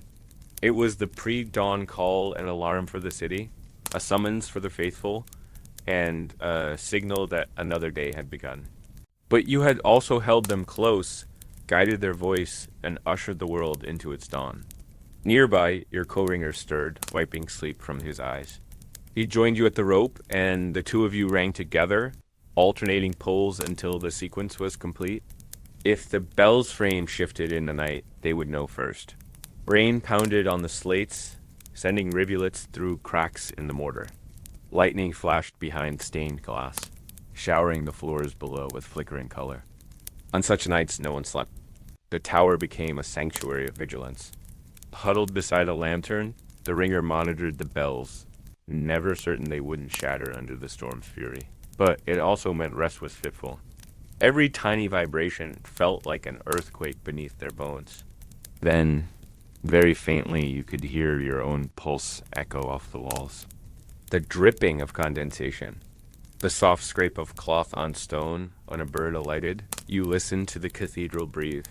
The tower's sleeping quarters were never meant for comfort. Narrow planks formed bunks against cold stone walls. Straw mattresses lay upon them, coarse and thin. You thought of the generations who had slept where you did. The ringer who left his bread crust behind. The choir boys who carried their hunger and their secrets up the same steps. The monk who mapped the vault with his spine. The bishop who wondered about mortality. Each sleep was woven into the stone, another layer of memory in the walls. The first nights in the tower were the hardest.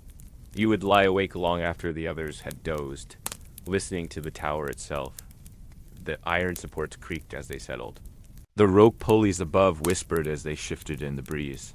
Tie a cord between your bunk and the ladder, so the slightest movement would tug your arm and wake you.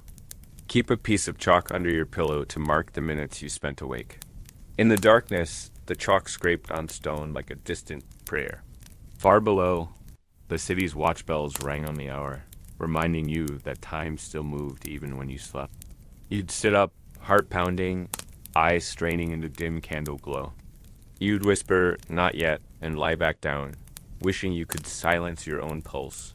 The bell ringer, your predecessor, taught you tricks. Sleep in shifts. Rest one eye at a time, so you always remained partially alert. Yet, sleep always came. In hatches and waves, you would drift into dreams of rope and stone, only to jerk awake when the dream rope slipped from your hand. Some bell ringers built hammocks of rope and cloth, suspended between beams near the roof. Others slept on the floor beside the bell's wheel. A few daring souls combined prayer with sleep. There were nights of terror, too. Storms drove winds that rattled the roof like ancient drums. But most nights were quieter than the day. A deep hush settled in the tower once the city fell asleep. In that silence, the tower became a place of contemplation. As dawn approached, you sensed a change in the air. Before awakening your companion, you took the rope. You felt its rough texture, the frayed strands that spoke of years of service. The bell groaned, hesitated, then swung. You pulled again. Silence returned, but now it carried a promise. The city would soon awaken. The choir would rehearse. the Mass would be sung. And you, sleep deprived, chilled to the bone, heart still racing, smiled, because you had kept watch. You had slept beneath the bells, yes. Chapter 14. Sleep beneath the bells, when all is still in the cathedral, after the last vespers, after the night watchman's rounds, after the moon has slipped behind a cloud, the bells fall silent, and the great stone structure exhales a long, low murmur. Blankets were wool, patched in places, and carried the stale scent of smoke and sweat. Outside the narrow slit windows, the night wind howled like a living thing, rattling shutters and whistling through gaps in the walls. Your breath froze on the inside of your cloak, and you tucked your knees close to your chest, seeking warmth. This is the hour when the bell ringers, choir boys, and monks who dwell within its walls seek rest. There you could swing gently, lulled by the sway of the tower, but there was no guarantee you'd wake in time. A single miscount, a rope caught unexpectedly missing a toll, was unforgivable. They recited the Psalter in their heads as they drifted off, letting each verse carry them toward slumber. When they slipped between consciousness and dream, the words slipped too, blending into a soft litany that lulled them. Some claim this practice brought them visions of angels, perched on the bell-silent guardians who watched over sleepers when the tower stood guard. But in the bell tower, sleep is a borrowed gift, fragile and easily chased away by a creak of timber, or the distant toll of a city watch.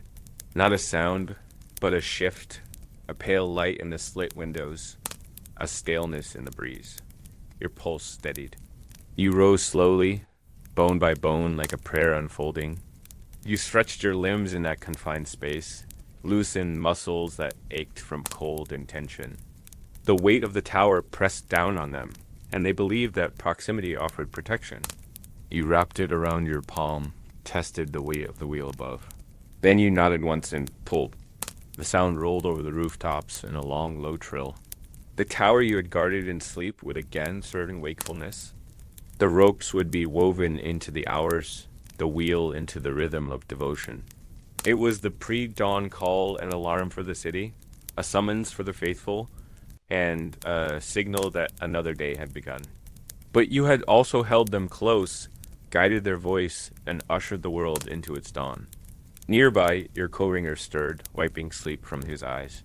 He joined you at the rope, and the two of you rang together, alternating pulls until the sequence was complete. If the bell's frame shifted in the night, they would know first. Rain pounded on the slates, sending rivulets through cracks in the mortar. Lightning flashed behind stained glass, showering the floors below with flickering color. On such nights, no one slept. The tower became a sanctuary of vigilance. Huddled beside a lantern, the ringer monitored the bells, never certain they wouldn't shatter under the storm's fury. But it also meant rest was fitful. Every tiny vibration felt like an earthquake beneath their bones.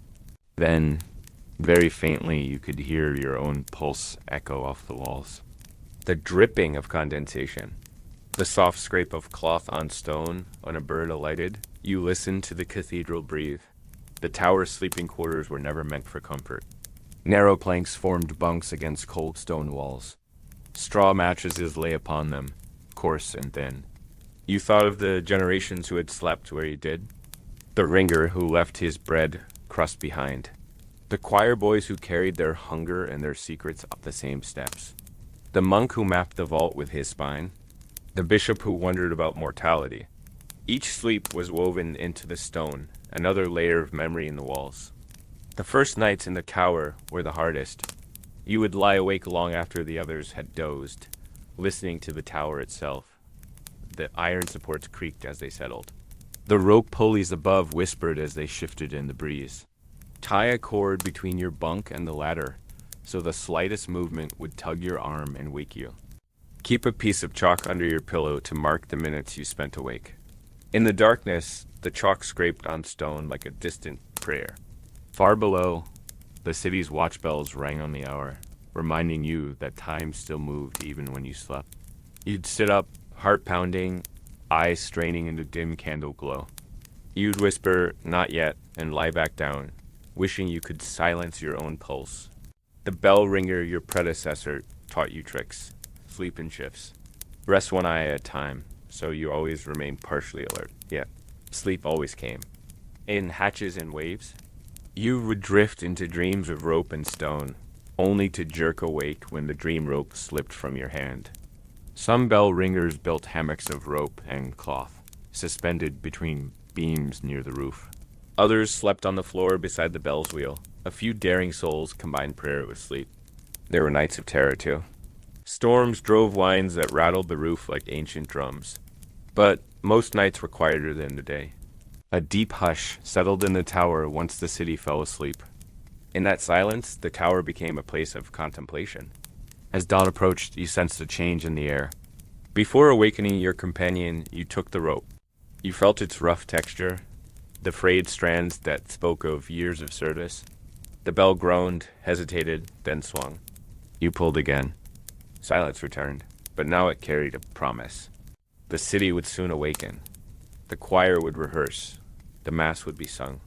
And you, sleep-deprived, chilled to the bone, heart still racing, smiled, because you had kept watch. You had slept beneath the bells, yes. After the pre-dawn toll, you allow yourself a few precious moments of calm. The rope rests at your feet. Your muscles loosen with relief. The lantern's wick has burned low. Its amber glow pools softly on the flagstones. You breathe in deeply, tasting the cold air mixed with candle smoke. And for an instant, the tower feels less like a building and more like a living companion, steady and watchful. Your companion descends the ladder to begin his day. You remain leaning against the stone wall, eyes closed. You recall the first night you spent here, how your heart pounded in your throat, how every creak of timber felt like doom. Now you know each crack and groan. You can sense when mortar shifts, when timbers settle, when pigeons roost, and when they flee. The tower has become an extension of your body, a map written in stone and rope. You think of all the ringers who came before you, whose names you'll never know. They left marks on the walls, faint notches, tiny letters scratched near a beam, an initial carved at eye level. You touch one such mark, a shallow P near the banister, and marvel that centuries later you still look for those traces.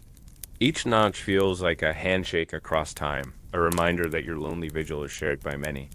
Then you think of the final night, the one you do not expect. You imagine waking to the silence of a world without bells. No toll for dawn, no call to prayer, no funeral knell. You imagine the tower itself falling silent forever, its ropes slack, its wheels still, its cavernous echoes empty. You picture your own body finally still, your spirit freed of the need to pull rope, freed of the ache in your palms and the frost in your bones. It is not a fearful dream. It is a gentle one.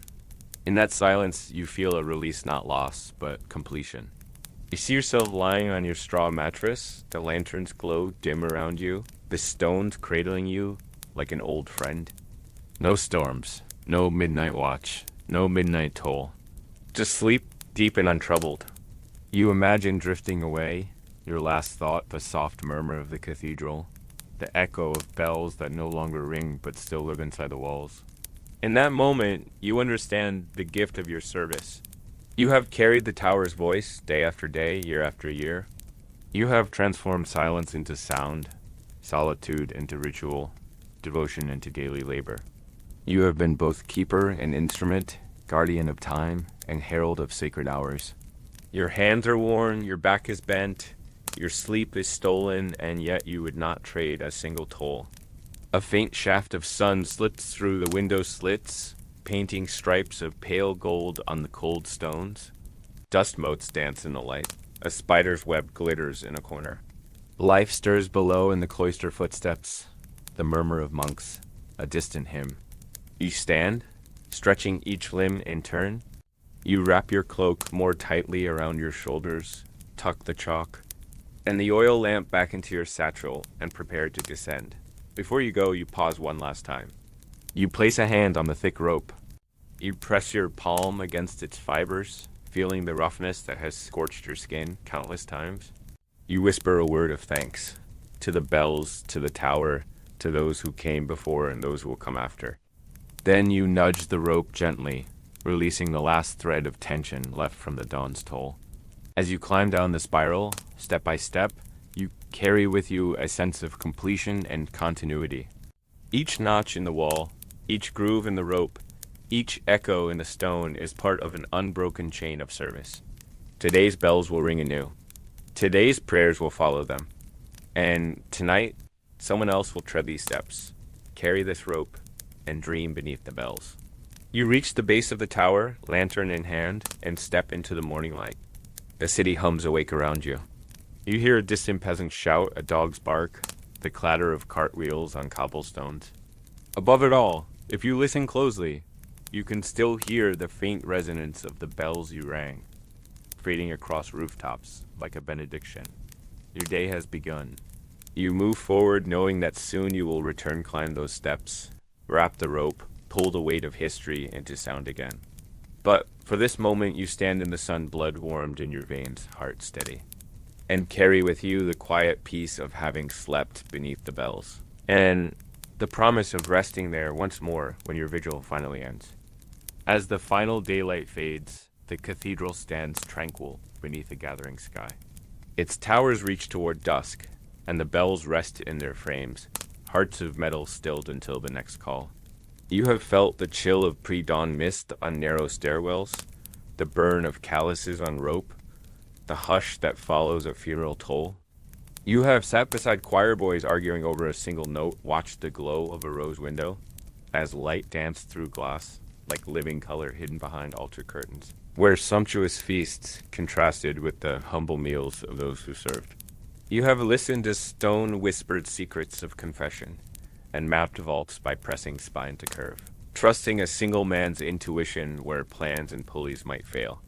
And when you wake to the dawn, may the world greet you as gently as a chime, clear as a note carried on the wind, and steadfast as the walls beneath your feet. The rope hangs quietly, its fibers softened by years of touch. It is the sum of every hand that carved its ribs, every voice that called the faithful, every soul that knelt to pray, that the bells will ring again, marking each hour with sound and ceremony. That beneath every toll lies intention, memory, and the promise of renewal. That in the hush between rings there is space for reflection, forgiveness, and grace. It is the testament of human hope woven into arches and ribs and tracery. It is a living manuscript of devotion, written in echoes and shadows, in whispered psalms and morning chimes. The voices that once filled every archway have gone to other tasks and other places, yet their echoes linger like gentle footprints on stone. You have walked its steps and climbed its heights. Feel the cool breath of draft as you draw your cloak around your shoulders. Hear the soft settling of stone, the faint murmur of history around you. And know that, like the cathedral itself, you are part of a continuum of lives lived in service, of hands worn by labor, of hearts shaped by ritual. Tonight, you carry those stories with you, not as burdens, but as blessings. The cathedral is more than its stones. Rest now with the knowledge that time's passage is both gentle and relentless. Imagine yourself once more on those damp steps, gazing down at a sleeping town. May that quiet vigilance guide you in the night. May the rhythm of bells and the hush of stone accompany your dreams. Sleep well beneath the bells. Thank you for drifting through history with us. If you enjoyed this quiet journey into the past, gently tap subscribe and let the drowsy historian be your guide whenever sleep feels far away. Until next time, rest well, dream deeper, and remember, history is never in a hurry.